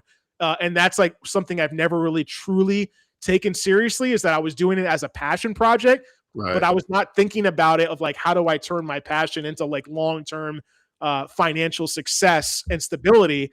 And like, that's the next step I want to take now, where I'm at now, and really think about how I want to do that, not just this year, but in the next couple of years before I hit 40. And the craft or the tools able to do it are so amazing right now. Like betterday.com, I'll give a shout out again. I probably should just write for them. I don't know about my own newsletter at this point, because it has listeners, it has a follower, it has pulled people in. That's what we're talking about. But it's so amazing what's possible now that wasn't even possible a year ago. Like we have our own chatbot on Better Day. We have specific tools that were completely done. Give credit to Scott. He is not a coder. It is completely done by Claude Code. And I hope I'm not revealing any industry secrets, but like in 2014, we pay $100,000 or $50,000 for 5 different people that would need to be involved, and designers and all that. It's all at our fingertips now, which is exciting. One thing I'm kind of cautious of is, do you like short-term form video? Like I do, I consume it a lot, but I feel like I consume it almost passively. But that said, I've found new people, Peter Attia, people like that, from a random short video that I would never find otherwise. So it does pull people in. Like I'm not going to find a 20-minute video and watch somebody if I don't know who they are. And it's a way to introduce yourself. But at the same time, I don't want to just be producing AI slop because it's going to get clicks, or not AI slop, but whatever, like the easiest low hanging fruit just to get clicked. It's not, it's kind of a balance, because I do want new listeners, but I don't want new listeners just for the sake of it. I want to be doing what I want to do. Yeah, but if it's based off your content you're already putting out, then like Right. you're It's low. putting yourself in a place, Yeah. to where people will discover who you are. Right. I think that's the biggest benefit at the end of the day, is putting yourself in all these places. You're not doing, it might take you a little extra time to chop the video up and post it. Not even But with the technology these days, with the AI technology, with using interns, things at our disposal, stuff like that, are things that we can get done. And like, it just doesn't make sense not to do it, really, in my opinion. That's how you give yourself the best chance. We're trying to give ourselves the best chance. The very crowded market, not every a lot of people, the successful ones specifically, are hitting all these different bases, right? We got to make sure we're hitting all these bases as well. So yeah, like, again, like, this is a more of like a big picture type of thought process type of stuff. But for me, like, my tangible goals is, again, like, full-time remote job in the topics that I love, fantasy football and sports betting, because that's what I'm also going to be doing on my own time. So my job is going to go hand in hand with my personal brand. I want to continue to do that through the educational level with Penn State and the relationship I built there. Maybe it's for another university in the future. That's something I've always loved doing, working with students, being a coach, being a mentor, being a teacher, things of that nature. So that's kind of like my full-time, my side time, full-time and part-time on the side. And then for me, like, the third level of that for me, to kind of wrap it up, is like what I'm doing personally myself. Like, one thing I want to do is like rebrand my assets, like I talked about. Like, I have the Discord, the website, the newsletter, my own Reddit, my own YouTube. But there's some have just my name, some have the old Betting Predators name, which is Betting Predators now is just Sleepy's old podcast that he still does. And I want to rebrand the assets that I built with that to match the audience I have now, which is fantasy, which is what I love to do more than anything. And I got to make sure I'm rebranding that properly. So you might see some changes, like, the Betting Predators website might change names, just to make sure I'm catering my content more to the audience and making sure I can be found on Google, on search engines, on AI search results and things like that. So that's like my part 3, is my rebrand. One last thing I'll say, because I don't want to load myself up with too many things, but one thing I definitely want to do and figure out soon, I don't know if this is this year or the year after, but I do want to get a PhD in journalism, because that'll give me another leg up to getting like a full-time foundational job, like in education, in journalism. And it'll allow me to do the research where I can apply it to not just like my teachings, but also to the work I'm doing on my own. Like, how does AI, how to use AI tools when it comes to iGaming, how to use AI technology to build iGaming fantasy football tools or sports betting tools, stuff you and I are already experimenting with and working with all the time now. I want to put that into like just like some type of organized, really bucket that I can use for my own brand and for people I work with and work for in the future. And like, that's the kind of the last thing I want to top it off for my own, for Chris Dell, is like, get that next level of education, because it's not just like what I'm going to learn while I'm doing it. It's like, how can I use that as another leg up and another advantage to continue doing what I love to do full time. 80% of the people that came out of my undergraduate at Yale became graduate students, and I didn't, but so I'm one of those 20%. But I always remember, if you get a graduate's degree, you're going to pay to get an education. If you get a PhD, they're going to pay you to get an education, because you become part of the faculty there. So that's what I told my nephew that just graduated with a physics degree. I'm like, get a PhD. You love school. You want to stay in school. This is a way to do it, a little bit more lucratively. And another thing, relating it back to handicapping, is the formal processing of it. Like, this company that I'm consulting for talks about, hey, our best handicapper doesn't help us that much, because he's just looking at games and he's feeling it out and he has his opinion, but that's not documented. That's not something you can translate to a business. So kind of taking the stuff we do with your fantasy or my MBA and thinking of, how is this working, and creating those that documentation it's a fun process as well as a necessary one. I think it's like organizing your process, like getting a little more pointed, a little more structured. Those are things that could help me also as well with the stuff I'm doing. what we'll transition to here in a minute. Obviously, the last thing I just want to bring this up because we kind of glossed over different things. Like I mentioned how like I loved to write when I was a kid, right? And do you have any goals that like before you got into sports, before you got into betting, like what you wanted to do when you were a kid? Like, does that still apply? Is that still relevant for you? Because that's like that's like the last area for me where like I really want to make a concerted effort to set some type of tangible goal for. But I want to know what you thought about because you haven't been in sports your whole life. Just what do you think about that? No, most of my high school days and early part of college, if you ask me what am I gonna do when I grow up, I said I was gonna be a professor of hip hop composition, which exists now. Lupe Fiasco is a professor at MIT, but it did not exist then. Is he really? That's really cool. He was. I think he's still there. I think he was like he had like a guest thing, probably the same thing he had with Penn State, but I think he became full time. You know, I think Ninth Wonder taught a course too. I can't remember where it was. I have to look that up. Yeah. Ninth Wonder's got the dope beats. Yeah. So that's what, and I kind of transitioned to that too. I want to be just a writer, and I wrote one novel in college, which I thought had promise, but didn't turn out the way I wanted. And then when I got to Vegas, when I was playing poker, I thought poker is going to be a way to make money, and I'm going to write, books. So I had this concept that I just dusted off some old writings I had called the seven people you meet in Las Vegas, a nod to Mitch Albom's The 5 People You Meet in Heaven, because it's different out here. Everyone came out here for a very different reason, or they grew up here, and then they're a whole special kind of crazy. That as much as I anticipated, I'm going to meet very passionate people that are very flawed and very eccentric. It has become even more than I anticipated. So a memoir / type thing, maybe moving away from the fiction part of it, maybe just writing down the crazy shit I've seen, is a project that I think I could do. I don't have a this year goal because it would be like a long book, but that's definitely something I is on my to-do list to finish the 7 people you meet in Las Vegas. It might be 5. I might get tired and just do 5. 7 is the goal. I love the title. Thank you. The title already interests me a lot for sure.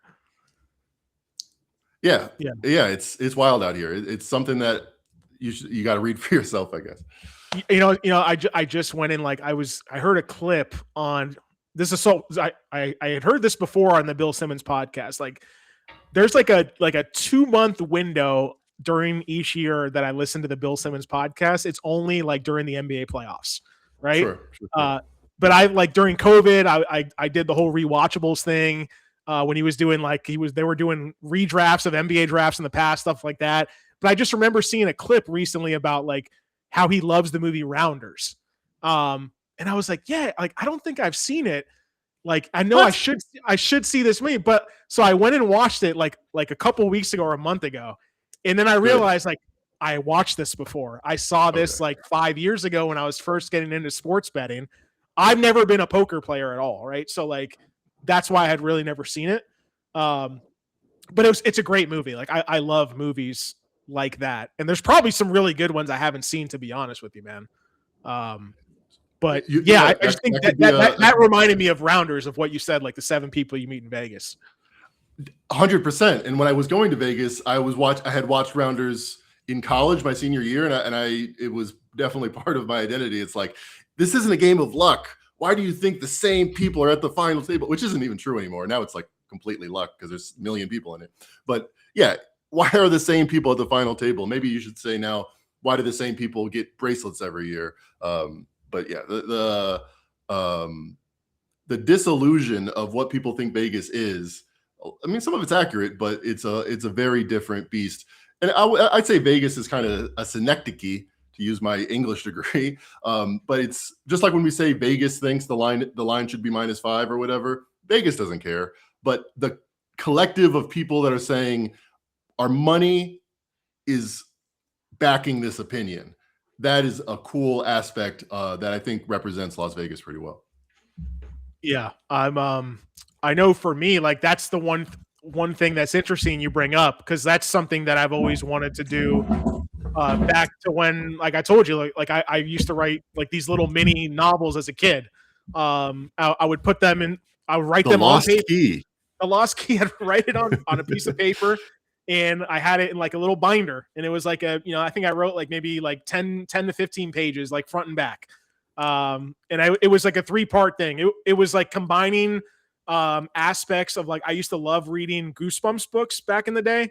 Sure. When I was my elementary school kid. This is when I did this, and the movie like Nightmare Before Christmas, and I combined like elements of like one book I read with that movie, and just created my own little fantasy world. It was like a very violent, actually, like very intense type of book. There was like deaths, there was like gruesome scenes, stuff like that. It's stuff that I still love to consume, like just as someone who watches shows, watches movies, and things like that. I love that general concept of combining.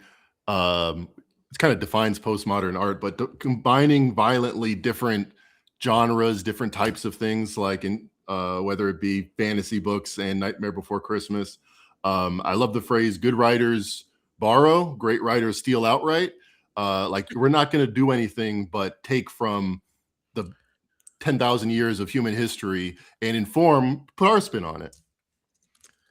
So that kind of defines when artistically the idea of like Ulysses. Ulysses is a James Joyce book that's very much about Ireland, Dublin in 1912, but it's structured under the same thing as the Odyssey. Junot Diaz does different things like that, but just the idea of I'm gonna copy this word for word, but it's gonna be spoken by someone 2,000 years later or whatever it is. Just smashing those things together, I think is fun. Yeah, I mean, I think that's what every idea. There's like to quote one of the greatest rappers of all time, Nasir Jones, is no idea is original. Yes, there's nothing new under the sun. Yeah. Yes, a classic song as well. And there's another phrase I picked up when I was growing up that was like, I just looked it up to make sure I attributed it right. Is that imitation is the sincerest form of flattery? And I used to tell, from Oscar Wilde, exactly. But like when I actually researched it, I was like, oh, he actually didn't say that in a good way for the person who's imitating. Right. So it made me feel bad. But then I'm like, I think the world has changed to a point where like, it's like, how can you come up with a truly original idea? Like, in my opinion, like I said, what Nas said, like, no idea is original. It's like, how do you put your spin on it? How do you put your perspective on it? And how do you morph these things together that these clues, these cues that we pick up subconsciously, consciously, etc. And that's something that I've always wanted to do, man. Like before I got into my first job, like writing sports, was that I wanted to be an author. I wanted to like write a movie script and like eventually turn it into to a finished project. And those are things I've always had in the back of my mind, man, that I've just never done. I know for me personally, like I cannot like end my life without doing those things, like without publishing. Okay. I want to publish a fiction and a nonfiction. Like fiction's my biggest passion, but I want to do nonfiction because there's like a couple stories that I want to tell, experiences that I've had. And like that's something I need to start doing. And it all goes back to the habits, right? Of like, how do we put ourselves in position to have the time to make sure writer's block doesn't get in the way, where we're feeling at our most optimal selves, physically, but also mentally, right? So it's like the health, fitness, nutrition. It's the career goals and aspirations. It's like making sure our habits are budgeting our time and our goals appropriately, and we're putting ourselves in the best position to succeed and achieve these types of goals. And that's something I just frankly have not tried to do at all, is to achieve these types of goals. And I really remember like last year, my wife and I went to Belize, where her family's from. And it was kind of a downtime in sports, because like it was right around the time the Steelers season that just ended. So for me, it was kind of downtime in that sense, where I was like, I really started thinking about stuff I want to do. And I'm like, oh, I have a lot more free time with work stuff. And I'm like, I really got to start doing this, because like, I can't, like, it's like an arbitrary number, but it's like, I can't turn 40 and like not be at least starting this, or like not figure out how to get past this writer's block excuse that I put in my head, that I don't have the time, that I can't like focus on it properly. And those are just like, they're excuses, but it's not about willpower. It's about your environment and how you set that up to make it as easy and attractive as possible. I've been reading the book Atomic Habits. I don't know if you ever read that. I haven't. Somebody listened to on a podcast. They did like a New Year's resolution show a couple weeks ago, and they recommended it. And that's actually one thing I want to tie in is like actually reading more. Like I feel like you and I, like we read all the time, like we're consuming content all the time.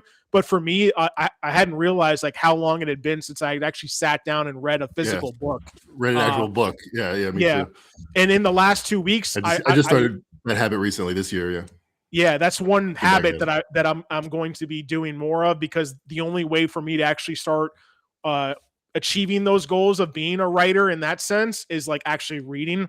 And like I love reading novels. I love, like, to me, like science fiction, fantasy, mystery, like I love combinations of those types of topics, and those are the things that I wrote about when I was a kid that I had ideas. I had like a whole notebook of like different movies I wanted to make right as a kid.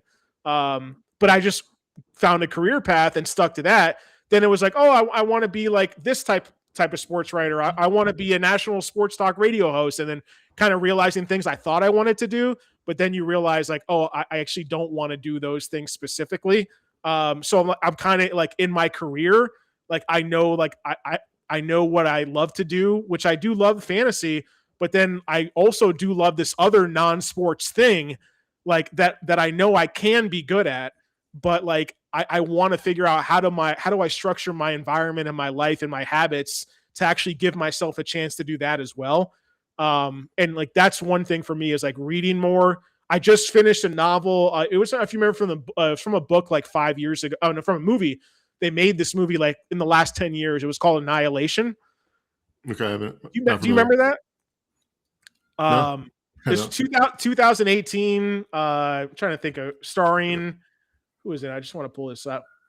It was like a science fiction type, but it was based off a novel, a 3-part novel. Yeah, it looks like Natalie Portman. Natalie Portman and Oscar Isaac were in it. Yeah. And I bought the book because like I fell in love with the trailer of the movie and the score and just like the visual effects and the storyline. So I bought the 3-part book series at the time, and it's literally just sitting on my desk for years. I started reading it, the first book, and then got like little less than halfway through it, and then put it away for like the last 4+ years. Starting last week, I was like, I'm going to read before I go to bed every night. So I'm reading the Atomic Habits book, and I'm reading a novel. So I'm reading a nonfiction, I'm reading a fiction, and I just finished it. Now I'm on to the second book again. So like that's like one thing for me, like where that's the habit I'm putting into my life, to where like I'm going to force myself to put my mind state in the right place to be even able to start doing that. And like I want to write at least one. My tangible goal after saying all this stuff is like I want to write like one chapter of like each of those 2 projects, like because I want to publish a fiction story and I want to publish a nonfiction story, and I already know what I want to do specifically for the nonfiction. But the fiction one is like more, I have multiple ideas. I'm not sure exactly what I want to do yet, but I want to start, right? I think so. Yeah. Those are the things I'm doing to get to that point. I think the reason I was able to finish a novel is 100% because for my writing class, I did a chapter, like I did like 5 different chapters, 4 different classes, because I was going to get a grade and I needed to do it. It was creative writing class. Charles Dickens probably doesn't write Great Expectations if he's not paid by the publisher every chapter, and he's getting paid per word. So maybe it's a little longer than it needed to be. But I think, I love that goal. Getting one chapter done, because you can outline till you're blue in the face. And just, I think we read a lot. We read articles, texts, contents, tweets. It's so different to have a paragraph on a page that's not going anywhere, that nothing else is distracting you. You're not copying and pasting it into ChatGPT for a summary. It's like a muscle that, again, this year I read The Plague by Albert Camus, just a random book that I'd heard was good. It was. Reading different things. It's a different muscle that like it actually feels like, oh wow, I haven't done this in a while, to read long form like that. Yeah, like one thing I found myself doing is like there's certain words we don't read on a regular basis with all this betting content, sports content. And I found myself finishing this Annihilation novel by James Vandermeer, and I'm on to the second one. But every time I come across a word that I'm not 100% sure of what it is, I put my book down, I grab my phone, which is on airplane, not airplane, but it's on do not disturb mode. And I'll Mhm. just Google like, what does this word mean? And then I'm like, oh yeah, I remember this, or oh, this is a new word. And like you're just gaining knowledge by just doing a simple thing like that, just by reading a book, or like, you're reading like a research paper or something like that, where I think a lot of the stuff we read, like fantasy betting articles, things like that, we're not reading these types of words that are just so many Yeah. extra words that are part of this, that just not necessarily means we're going to use them ourselves in our writing. Maybe we will for some of them, but it's expanding your mind to like think differently, think more open about how do these words apply, and how can I assemble my own vocabulary to write the things that I want to write too, and discovering your voice, because like the memoir that you want to write, it's a lot different than like your newsletter, right? It's going to be different than the power ratings article that you write. Yeah. For me, the nonfiction that I want to write is I want to do the basketball version of Friday Night Lights, and it's based off my experience in high school winning a state championship, where we had some really crazy like criminal stuff going on, like drama in the background. Yeah. But the history of the Friday Night Lights is actually based on like all that matters to that town is football. And it has this huge history of the oil boom economy growing up throughout the years, and poverty in a small town of Odessa, Texas. And where I grew up in Sarasota, there's a huge civil rights history in that area alone. Like, it used to be segregated schools. They would have certain basketball teams not play other white schools. There would be like, and there was a lot of politics that happened that led my school to become like a well-known like sports basketball program at the time. And I want to tie in like not just my story of like being on this team, but tying that into the history of the town and all the characters around it. Like, myself as a character would not be big at all, maybe even non-existent in this book. But me as an observer through it is like how I want to tell it. And like, I have connections and relationships with a lot of former players, coaches, or we're actually having our 20-year reunion, like from when we won the state championship in 2006. And that's going to be this July. So like, I want to like, I've already talked to people about writing this, and like, they're all for it. And like, I actually want to do it with my dad, because he actually covered the team as a sports reporter while we were making this run. Chris Dell hit another three, and the crowd went crazy.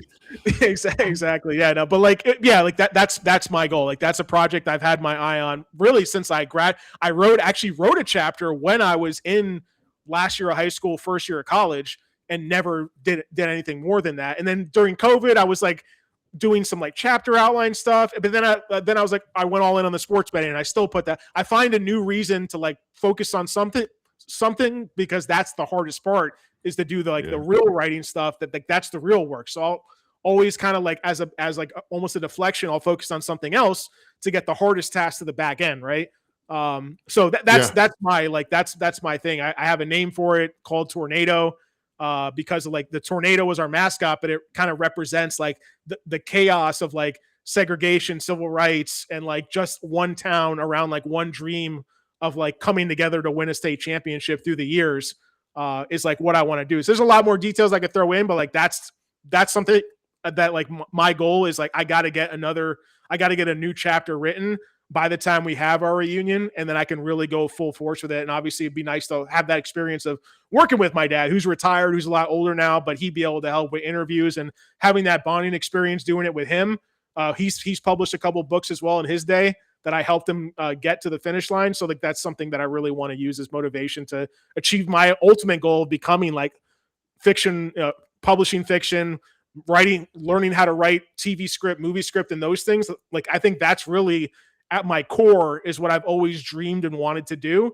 But I let my reality of my life has been, oh, let me do sports, where it's like other people might be like, oh, I'm an accountant, I'm a doctor. Like, my thing is like, oh, I'm in sports media. But my real childhood dream that I still want to achieve is being like that ultimate storyteller of telling things that I love and my ideas out of my head and getting them onto the right type of page and finding the right type of audience. And that's kind of my end goal for my career at the end of the day.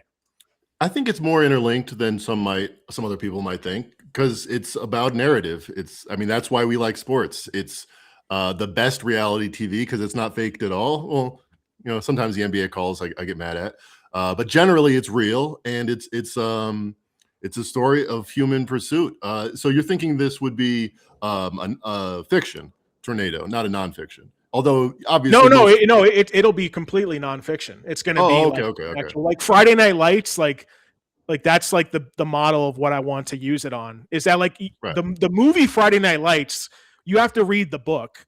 Like half of the book is spent like explaining the history of the town and how it became to be like a football. All the focus of the town is on football and like the culture of that. And all the real life players and the coaches and everything like that. Like that's what I want to do with this story. This is going to be the nonfiction that I write first. Right. And I love having the ability to spread out and focus on small things that add up to a real a much grander picture. Because I remember Booby Miles, I remember Friday Night Lights, and you kind of feel what the town is like, but spending 100 pages on context throughout a novel, you can really sink your teeth into it as a reader and a writer. H.G. Bissinger, I believe, is the original author of that book. But I think that to me is like the best football movie of all time, in my opinion. That's my personal take. That and like Any Given Sunday is more of like the fictionalized version of that, right? Any Given Sunday is a little glitz and glamour, but it's fun. Exactly. So that's my goal. And then getting back to like the nonfiction part is like again, like my career of working for someone else, my career of working for myself, and then like achieving those childhood dreams that I've kind of purposely put on the back burner because they're really the hardest things to get myself to do. And I'm finding this other path. I want to make sure I don't veer too far away because we only have so much time left, man. I want to put myself in the best position to get those things done. Live it the best you can, as exactly, Nas said. It is a little bit easier now to do the work we want to do because of the tools, and a lot of tools like short form video may be numbing us, but it's also just like if you need something edited for typos, it's a lot easier to do nowadays. And I think that gives us a lot of opportunity to do what we do best, which is be ourselves. No one else can have our voice. A lot of people can do the other stuff, or technology can do the other stuff. Yeah, no, 100%. I know that's like using AI alone is like, that's the one thing I can at least, I'm not advanced on AI at all, even though I've been experimenting a lot more with it. Like I get very frustrated sometimes where it's like, I'm trying to get it to do something that I deem as like an easy task. Right. And it's like, I see the way it's thinking and trying to do it. And I'm like, man, like, what are you doing? Like you're not doing it the right way. And look, again, like if there's much more advanced levels of this going on, but I feel like I'm slightly ahead of like the population curve, but I'm like still way behind like the right side of the curve as well. But I want to keep the technology is not where they said it was going to be. I think my dad, who died a couple of years ago, one of the last conversations we had about AI, which I thought was really profound. He would have loved this stuff. It's so sad that he didn't get to mess with it, but he's like, AI is going to be able to do a lot sooner than it's going to be able to think well. Like AI can check 5 different sites and tell you what they say. It might make some mistakes in translating. It can do a lot. It can't really think that well. So if you're asking it to, hey, consider this and consider that, it's going to say, when we were testing on betterday.com, our chatbot for the Super Bowl, it had this long list of all the best odds and the percentages and why Walker was going to go under. And then the last one, and DJ Metcalf loves his matchup versus the Patriots. It's just like skipped checking that. Or I mean, I don't know how it came to that conclusion, considering we gave it all the stats. But it'll do that. It'll just believe stuff and write stuff, and that's frustrating because once you ask it to think, it's usually lost. Yeah. So like the last thing that I just want to touch on here, because we don't want to go too long over 2 hours, but I think what are we, Joe Rogan? The AI thing for me, like, is that's like the biggest frustration I've had is like when I was at the Post-Gazette, like we would have these big enterprise stories that we'd be working on as myself as an editor. Like I'm not doing the writing, but sometimes I got to come in and I got to do a large amount of the research because, yeah. I don't have like I don't have a newsroom full of Pulitzer Prize winning journalists, right? I got to make sure I'm collaborating with them at the same time and giving them ideas and giving them the right foundation to build these stories off of and interviews off of. So like for me, it's like, oh, it was great. Like I could feed it instead of me trying to comb through myself of like 20 different articles that have been published on this. I can just feed it one 20-page research paper and have it boiled down into like a 2-pager, right? And get all the relevant facts out of it. And that's great. And it saves a lot of time. But when it comes to like me actually getting the AI to replicate the projects I've done manually myself, like the mock draft consensus tracker spreadsheet I've been doing for the last couple of years, it's having a real struggle doing it because it's like I set it up all manually. I'm thinking like, can't you just look at this spreadsheet and then just automate it yourself? But it's like, oh no, well, I have to scrape all this data from this website, then I have to put it in, and then I hit my weekly usage limit after like an hour and a half of trying to get it to do this, and I'm getting pissed off at the same time. But I'm like, I got to make sure I'm not quitting because like these are the barriers you got to break through, figuring out how to prompt it better, figuring out what's possible, what's not possible technically, and then you really get past like the initial curve of where you want to be. And use it for those types of things. Like, for example, I was my friend, we used to work in marketing together, and he's doing this all the time. So I'm always talking to him, like bouncing ideas off him because he's on another level than I am, but he's still learning as well. And like, I'm like, he was telling me that with the blogs they're writing, their blog writer, they basically used AI to create a voice for him. And I tried to do that myself. And the reason I got pissed off is because it told me like, oh, so I was talking to him for about an hour, 2 hours. I'm like, I want you to create like a voice analysis profile of myself. And I'm like, okay, take your time, ask me questions, don't make assumptions. Then I come back 3 days later, no response. I'm like, hey, like what's going on? Oh, you're right, my bad. Like I completely missed. Like you have all the right to be disappointed in me for taking too long. Then I'm like, okay, well, how long is this going to take? Like, give me an ETA. Oh, you'll have it within 48 hours. I all of a sudden now it's 3 days later. I'm like, what? I don't have a single response. I'm like, and then I put in all caps. I'm like, where the fuck is my voice profile analysis? Oh, you're completely right to have lost your faith in me. 24 hours you'll have it. And again, and then finally I'm like, look, I just texted in all caps, what is going on? And then the same what was this? What tool was this? ChatGPT. I just wanted to create a voice. I fed it like 50 different articles that I've written for the Post Gazette, for bettingpredators.com. I told it to look at it as like a voice growth timeline where I'm like, base my tone and personality based off the most recent articles, but use like the articles from 2020 as like a foundation of how to write and what my tone is. And I want you to analyze to me what you perceive my tone and writing style to be. Because then what I want to do is I want to feed it different opinions and be like, hey, I like these 5 players, and I want you to pull from these databases and pull stats that are going to back up my case, right? So like trying to think of like how in the future could I get it to write automatically an article that contains my opinions with the right type of data that I want to use to back that up. But it's easier said than done. Like the problem with AI for me is that like I could have done this myself way faster, but if I put the time in to just setting it up is going to take a long time. But once it's set up, then you wind up finding that edge and saving time for the long term. So you're going to put more in the short term, where I think the perception is skewed because a lot of people think they're going to use AI. It's going to give them an edge right off the bat. I think to me, it's more of a long-term play of learning how to like master, manipulate, talk back and forth. And then you're going to see long-term results after putting a month, 2-3 months into it of really learning how to use it. That's just been my experience over like the last couple of weeks, last month with this stuff. No, I think that's well said. One of the ways that I think I've been able to get better at it is use it to create the prompt that I can use every day. Like if I have a particular question, and I ask it, it gives me a less than satisfactory response. Take that response and tweak it, work with it, ask it to do it better, and then say, all right, if you were going to start again, what would be a prompt that would skip all these mistakes and errors? Right. And I'm sorry. Oh, I'm so sorry. I love how, I hate it actually. It spends so much time apologizing. Like there's no benefit of you being sorry. You're not a real person. You're a robot. My computer doesn't tell me it's sorry if it's low battery. It tells me to charge it. But yes, to get past that initial workload of, all right, I think it can do this, or this is what I do. I think all of the steps that I do it are mechanical enough for it to do, but I have to find a way for it to do that and skip without walking it. If I'm going to walk it through it every step of the way, it's no benefit.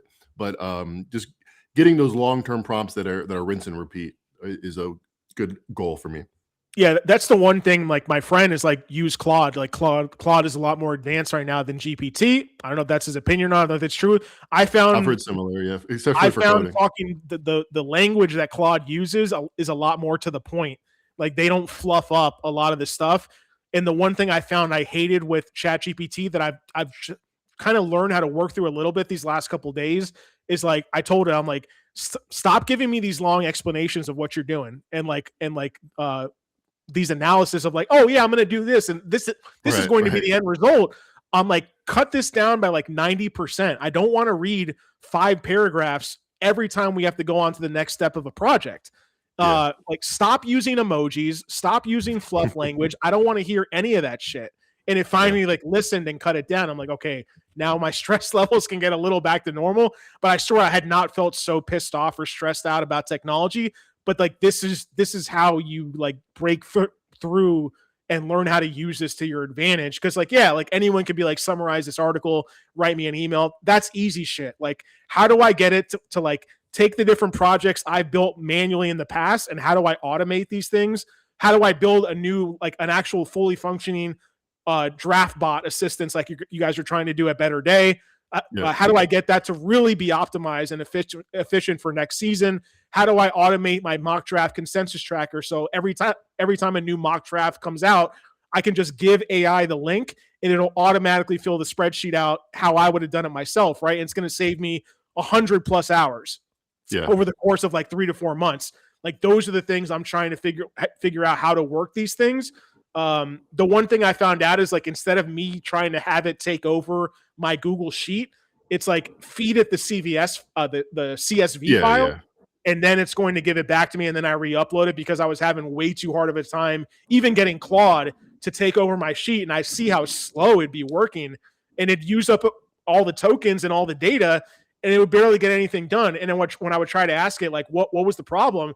It really didn't even know what the problem was because it was still trying to figure it out, and it couldn't just read what I had done already. So I know it's kind of like getting long-winded with that, but like those are some of the things where like that's my goal is like take the projects I've done that have proven value to others, automate those, and then I can start thinking next level of like, oh, well, like some of the websites I use now that I pay subscriptions for, they have like a fantasy trade calculator. Like, how can I use AI to build that itself without a single line, without me writing a single line of code? Like I built my own app back in 2015, got funding for it, but it was me hiring developers to tell them what I wanted to do and paying them $5,000 a month, right? But like now we can do these things, but you got to like get past like the growing pains of like you figuring out how to prompt it, like you said, and how to learn from those bad prompting experiences. I think there's a lot of potential. My only question is, I'm curious to your take as we finish this up, is like all the work you and Scott have done, right, over the last 6 months, let's say, the stuff I'm trying to do, is it all just going to be obsolete in like a year or two when it's like there's some new tool where you don't even have to like learn how to prompt it? It's already built in. Like I feel like that's what the like real corporations are going to do. I don't know how they're going to package and present that, but like this, like being the best vibe coder out there, it's just like, isn't the technology going to get to a point where it's like you don't even have to be a good vibe coder? I don't know how that future is going to look, frankly. Like it's a little kind of scary to think about, but maybe it's just me. Like maybe that isn't true. Maybe that's not going to happen. But I'm just wondering like what the tools are going to look like in a year from now to where what we're trying to do now, is that going to be rendered obsolete? I think a lot will be rendered obsolete about us and other people. I think there's evergreen skills with understanding what you want and the steps necessary and the tensions and the breakpoints that are going to come up in creating it. But you remember when people used to say, if they were complaining about someone was complaining about their low-paying job, oh, learn to code. Well, that would have been bad advice 5 years ago because we don't need coders anymore. We have betterday.com, very professional looking website. Zero coders involved in coding that website. So there are some mechanical things that thankfully we won't have to do. But again, my dad was very prescient. I haven't seen ChatGPT, Claude, any AI really think of a new concept. And I heard some philosopher talk, or some like not philosopher, but like someone that's into science in a more big picture type of way, ask the question, we're not confident that ChatGPT or any LLM or any AI actually solves problems. What they do is they pattern match. They say, this got me a 0. They didn't like it. This got me a 1. Let me try to do something and get a 1 again. I mean, again, we're personifying it. We're saying, let me try to do something. It's not thinking like that, but it doesn't actually solve problems. It doesn't actually think holistically the way a 3-year-old can about a problem. It can do a lot, but I mean, if it does start to solve problems by itself, maybe there is no more handicapping because the line will be 100% right based on every detail and possible. I don't see that. And I haven't seen any progress towards that. I've seen better pattern matching, which is very useful, but it's not going to replace us. We are independent thinkers with our own personal histories. And I don't think technology is going to find a way to match that anytime soon.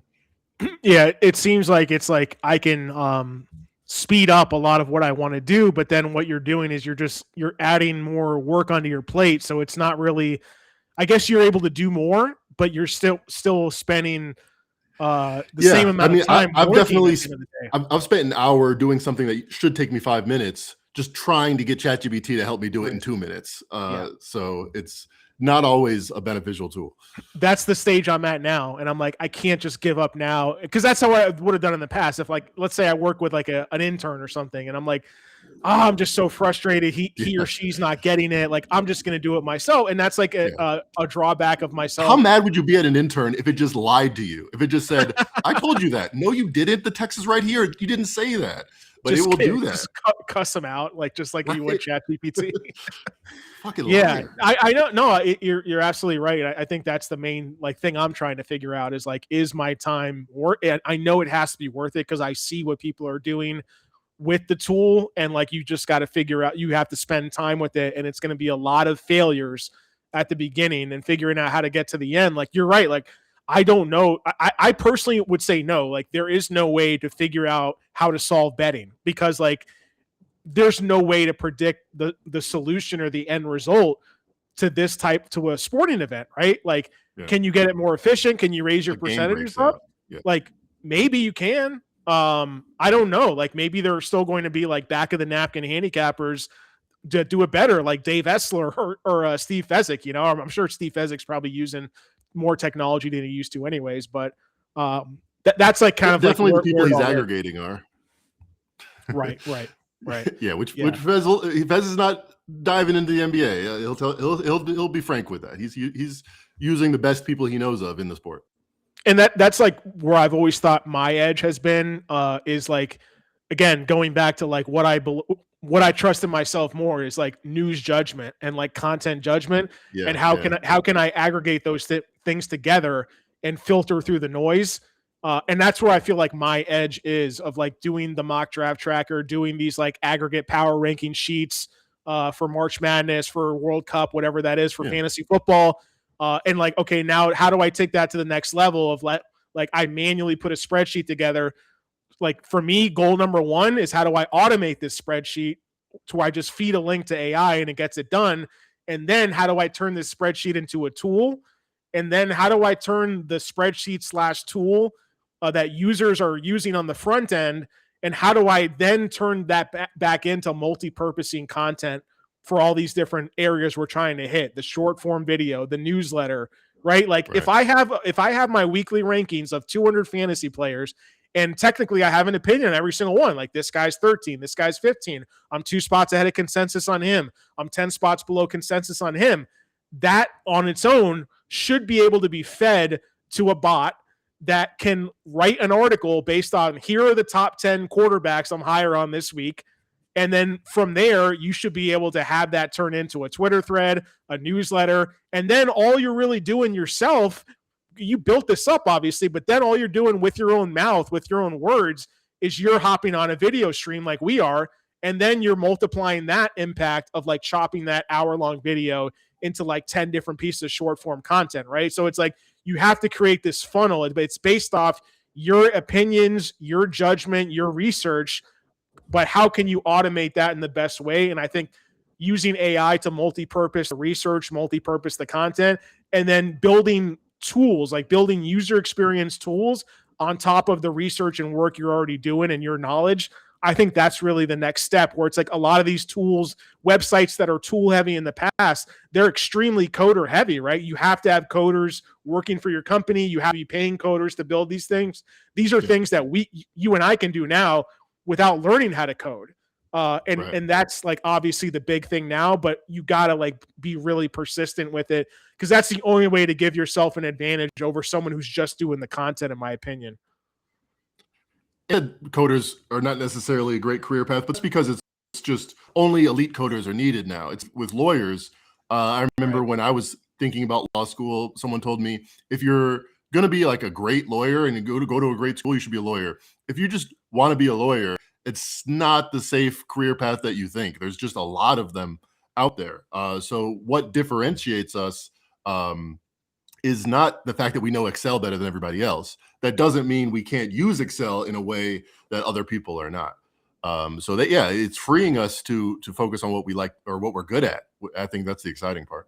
Yeah, that's the exciting. It's the frustrating part to get there, but it's definitely the exciting part of like what the long-term result of it's going to be for sure. And that's my goal, is like during the off season with the betting side of it, right? Like that's how we'll put a bow on this, is like all the projects I mentioned that I want to do. Like I have a World Cup betting cheat sheet that I've done in the past, where I'm aggregating the rankings from eloratings.com, from FIFA, from other different outlets, from doing my own rankings and putting that into the averages. And then I want to be able to use that as a formula to create like what I perceive to be the true line, the true odds of what a match should be. And then using that to compare to the sports book, and basically creating my own like unabated odds board page, right? Of like, where are the edges within the work and research that I did, but not having to do it all manually myself like I have in the past. And like, that's what I want to eventually get to, what I can do with these AI tools, is like, I want to continue to use my news judgment to aggregate these sources and to eventually turn them into tools and the content that not only are they going to give me value, they're going to give value to my audience. So I can benefit and then they can benefit at the same time. Then your success and your platform is going to grow in multiples that way. Obviously it's very big picture what we're talking here, but I think that's the mindset I have to have around it. And it all comes down to, again, being consistent, having good habits, putting yourself in a positive environment where you can have the time to get these things done, get past the frustrations, get past the roadblock, the writer's block, and things like that, to where I can have time to do those things as well that I don't need AI for, like writing, even though it obviously can help as an editing tool as well. So that's another benefit to it too. Word has a spell check. That's technically AI, right? But right. Grammarly, right? Yeah, exactly. Yeah. So what's one tangible goal for you that you want to end this off with? Like we talked about life, health, we talked about career. What about just for you as a handicapper? Like I know you're doing tools with the virtual assistant for the Super Bowl. What are you trying to get done? As I've been diving into this consultancy work and seeing how they project NBA games, a lot of it's similar to what I do and a lot of it's very different. And I think I wouldn't say formalizing, because I've used the same process for a long time, but creating content out of the systems that I already have. Because like you said, like you have, your rankings, and they are like a crystallization of your opinion, and AI can read that. And if it's able to interpret it, make it into content. Like I used to do NBA power rating articles. I want to get back to them. But it really, I have like half point opinions. Like, because of this, I think it's a quarter point different. And it's kind of all in the number, but it's not in a way that other people can engage with. So that's, as far as the whole AI and content, I think there's a way for me to take literally the Excel files I have that I daily address, translate that to videos or content. Like I've been meaning to do Instagram videos or forever. It could be just like, hey, here's my biggest change of the day in my power ratings. Here's why. And creating a system where I can just do that without thinking about it.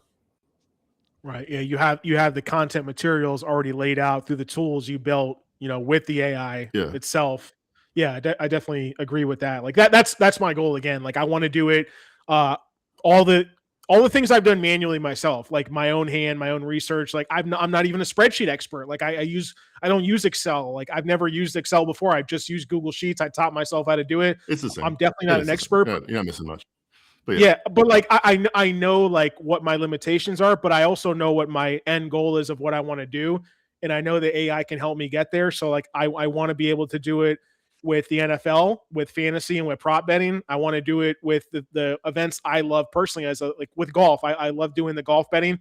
It just takes so much time manually for me to do it, so I want to automate that system. I started working on building out like a golf matchup betting model based off the stuff I was doing manually myself. I was downloading CSVs from datagolf.com.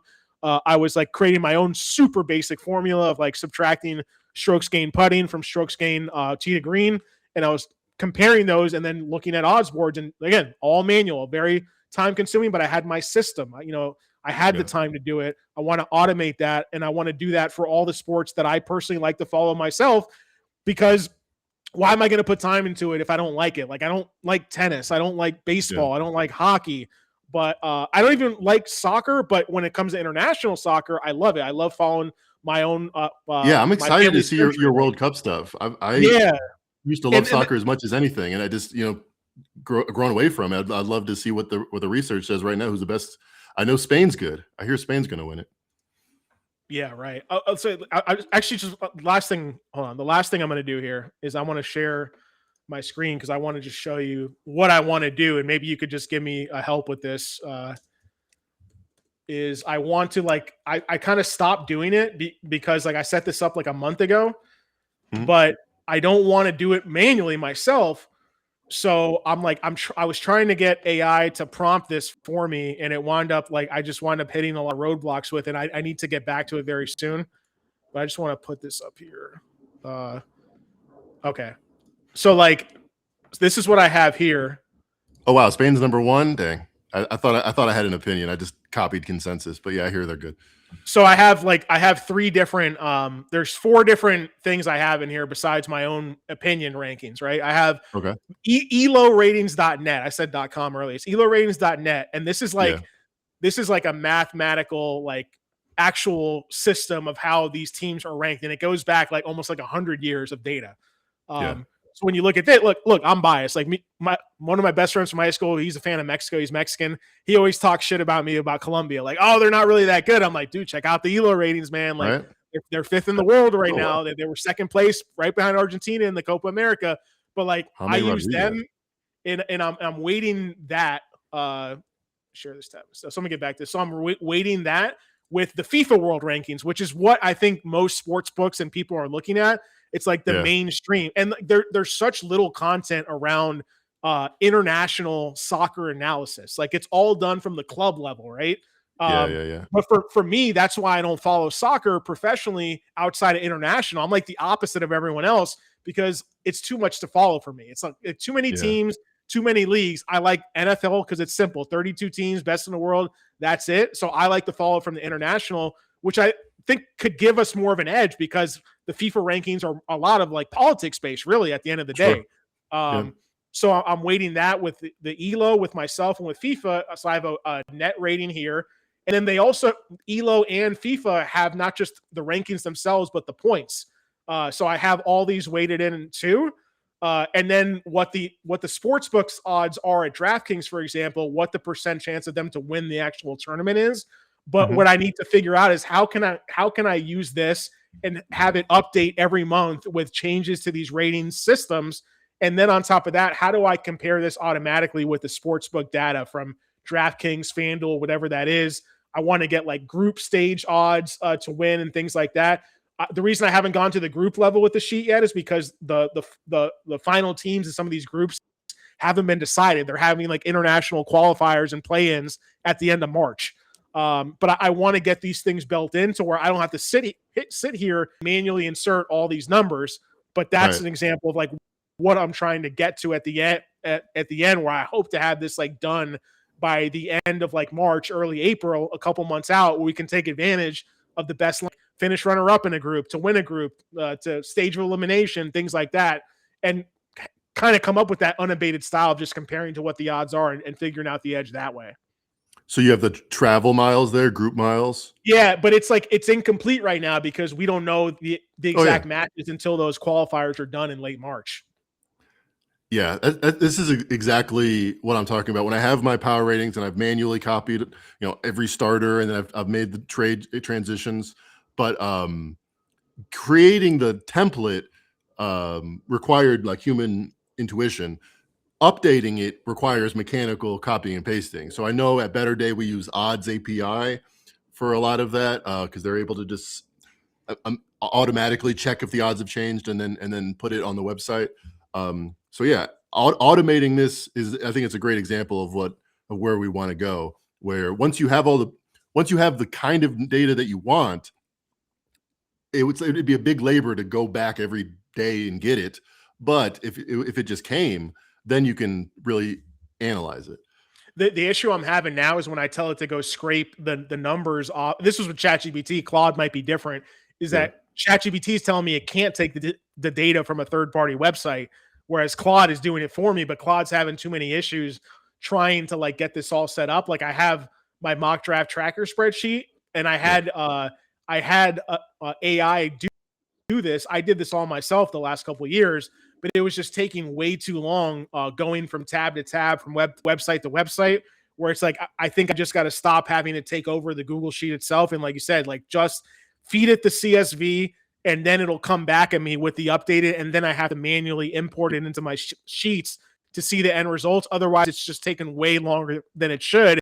And it's even slower than if I were to do it myself manually with too many mistakes. I've done a lot of this type of work for pregame.com, and I think it was well said. I think RJ told me you could spend a lot of time trying to make it 100% automated, or you can make it 90% automated very quickly and just accept there's mechanical things that you're going to have to do. And that's right.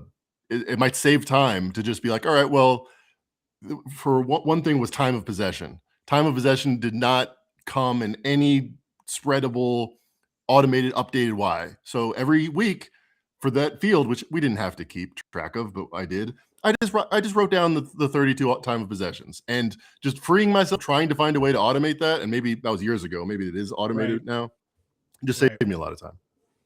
Yeah, this is how I had it set up last year. So I had every time, and I was specific on who I selected from what mock drafts went into this to determine these numbers. But I was tracking it by time period as well. So I had stuff from like the last 7 days, the last 30 days, averaging all these out, and then I'm comparing them to the odds myself. I was putting these odds in from the different sports books. I think I had it here. So like here's Bet Rivers, MGM, Bet 365 coming up with the average, coming up with the outliers and things like that. But I'm like, man, like there's got to be a way to like automate this process. And I've been having some roadblocks with it, but these are two examples of like how I want to use AI to eventually not just like do what I did, but take it to the next level, right? Of like having a bot, having a tool where you can research this database all yourself and have it displayed much more easy to consume by an end user, right? Like put it into charts, put it into graphs, like not just some long spreadsheet where you got to go across. And some people might not realize what they're even trying to look at with all this stuff. But this is how I parse through my information in my own head and trying to figure out like, how do I use AI to help me kind of take that to the next level with it? But again, like I'm having some roadblocks here and there on how to do it. I just think I'm kind of realizing like, oh, like maybe I shouldn't have it take over my Google Sheet. Maybe I should have it do it on a CSV file instead. Or yeah, maybe I shouldn't have it try to do all the players at once. I should go one player at a time instead of one mock draft at a time, and like setting up the database in an easier way to where like I'm thinking in my head, like AI should know how to do this. Like it shouldn't matter. It won't take the time. If it's a simple task, it has to do 100 times. It just won't do it. It'll do it 20 times and quit. I think that's programmed in there. Maybe there'd be a way to not do that, but it will not take its time, even for the most mundane task. It'll just do it for a while and then just make up random shit for the last, like, you had enough scores. You can just take these random scores as part of and it won't separate them. It's annoying. Right.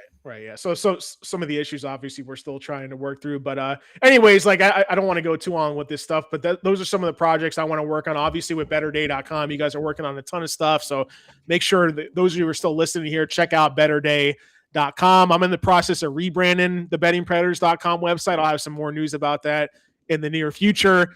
And I want to start again, like we're going to be putting out newsletters consistently based off the podcast content that we're doing and short form video in the near future too. So I'm excited about the main things for me, like NFL draft, prop betting, obviously, off-season fantasy football content. I want to do like a spreadsheet similar to this, what I've been showing for March Madness power ratings. And obviously with the World Cup, like, and I think the thing in between is I want to pick back up the golf, especially when it comes time for the Masters. Like that's one of my favorite sporting events of the year. So I have a similar model that I was working on last year with the AI that I want to pick on and continue to work on as well, where I don't have to do all the manual research for the picks at the end of the day. But yeah, man, what's like strokes gained? I think I remember. It was the strokes gain. It was the strokes gain data. That's right. Yeah. Well, I'll be looking out for it. I know that was a winner for us historically. Yeah, this was here. This is an example of what I was doing manually myself. But we actually, with my buddy who was helping me do it, we figured out a way to essentially all the bets automated that we wanted to make, because we were using the CSV files from datagolf.com. So yeah, like I just need to figure out how to get all these things automated and then figure out, okay, now we got to produce the content on top of it to get people to discover this stuff even exists at the same time. Right. So yeah, I know you guys are doing the same thing at betterday.com and building out a lot of great tools, and we'll probably get more into some of the specific projects you guys are working on that I'm working on, and obviously collaborating on more stuff like that in the future here too. So again, like just as we sign off here, like where can we find like your content and what you guys are working on at betterday.com? Betterday.com is the website. We have a couple things I want you to check out every day. One is the free play of the day. Had a good record with that. Usually that's my NBA play. Today, if you scroll down, you'll see the free play of the day is Olympic hockey. It says, wait, scroll down a little bit more. Oh, here we go. Free play of the day. Yeah. Here we go. So that's something that every day is free and is one of our best picks, one of our premium picks. So check that out. And if you go to the NBA specifically, they're on the top there. I think some of it's free. All right, well, sign up and be a member, be an insider member to get it. But I do articles there. You can see if you go to NBA and research is there. But there's a ton of stuff. If you look at calculators right now, you're looking at the live odds. Honestly, I think it's the best way to find a player prop very quickly at 5 different books. Odds Jam does a similar thing, but I think our UI is a little bit better. So yeah, ton of stuff to check out. Go to betterday.com and find me on Twitter at betterday, at better_day. Not at Mac and Rivers anymore. Like, how did you get your Twitter account hacked? I hopefully it comes back one day. I have a couple people helping me out with it, sending their pleasehelp.com emails, but since Elon Musk took over, unfortunately they just do not prioritize customer service. Yeah, how did you get the account hacked? Do you know what happened?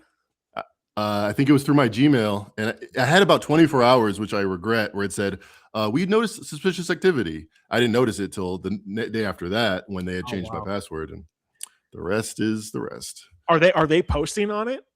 No, they posted one post about Bitcoin, like sign up for Bitcoin, obviously like some sort of scam, but it was taken down. I don't know if they took it down or what, but right now it's just they just don't use it at all. Wow. Interesting. Well, I love what you guys are doing at betterday.com. I want to do some of this for the fantasy football stuff specifically once the rebrand is done, with the website, with the newsletter, with the YouTube channel here. But that'll do it. You know, we talked a lot. I feel like this was a good conversation just for me personally for life. We put the life in bet life. We put the life in bet life exactly for life, for career, for betting, for everything in between. It was obviously we talk about some of this stuff off air, but it's good to talk about it on air too, to have some more accountability too, to really kind of like express your thoughts in more of like a, not just a short form conversation, but really over the course of spreading it out over a couple of hours, really helps as well. So I'm excited to do more podcasts with you in the near future here, Mackenzie. And I'll make sure to tweet out some stuff and we'll be back soon with some more sports specific and some life specific stuff too. Right on, man. We appreciate you. Leave us a rating and review if you're listening here on Spotify, on Apple, wherever you're listening, wherever you're watching. If you can subscribe on YouTube, like the video on YouTube, give a nice star rating. If you're listening to the audio version, all that good stuff in between really helps us continue to do this and have the time to spare to do it as well. But Mackenzie, appreciate you hopping on, and I'll talk to you next time, man. Thank you. Fun stuff. All right. See you, man.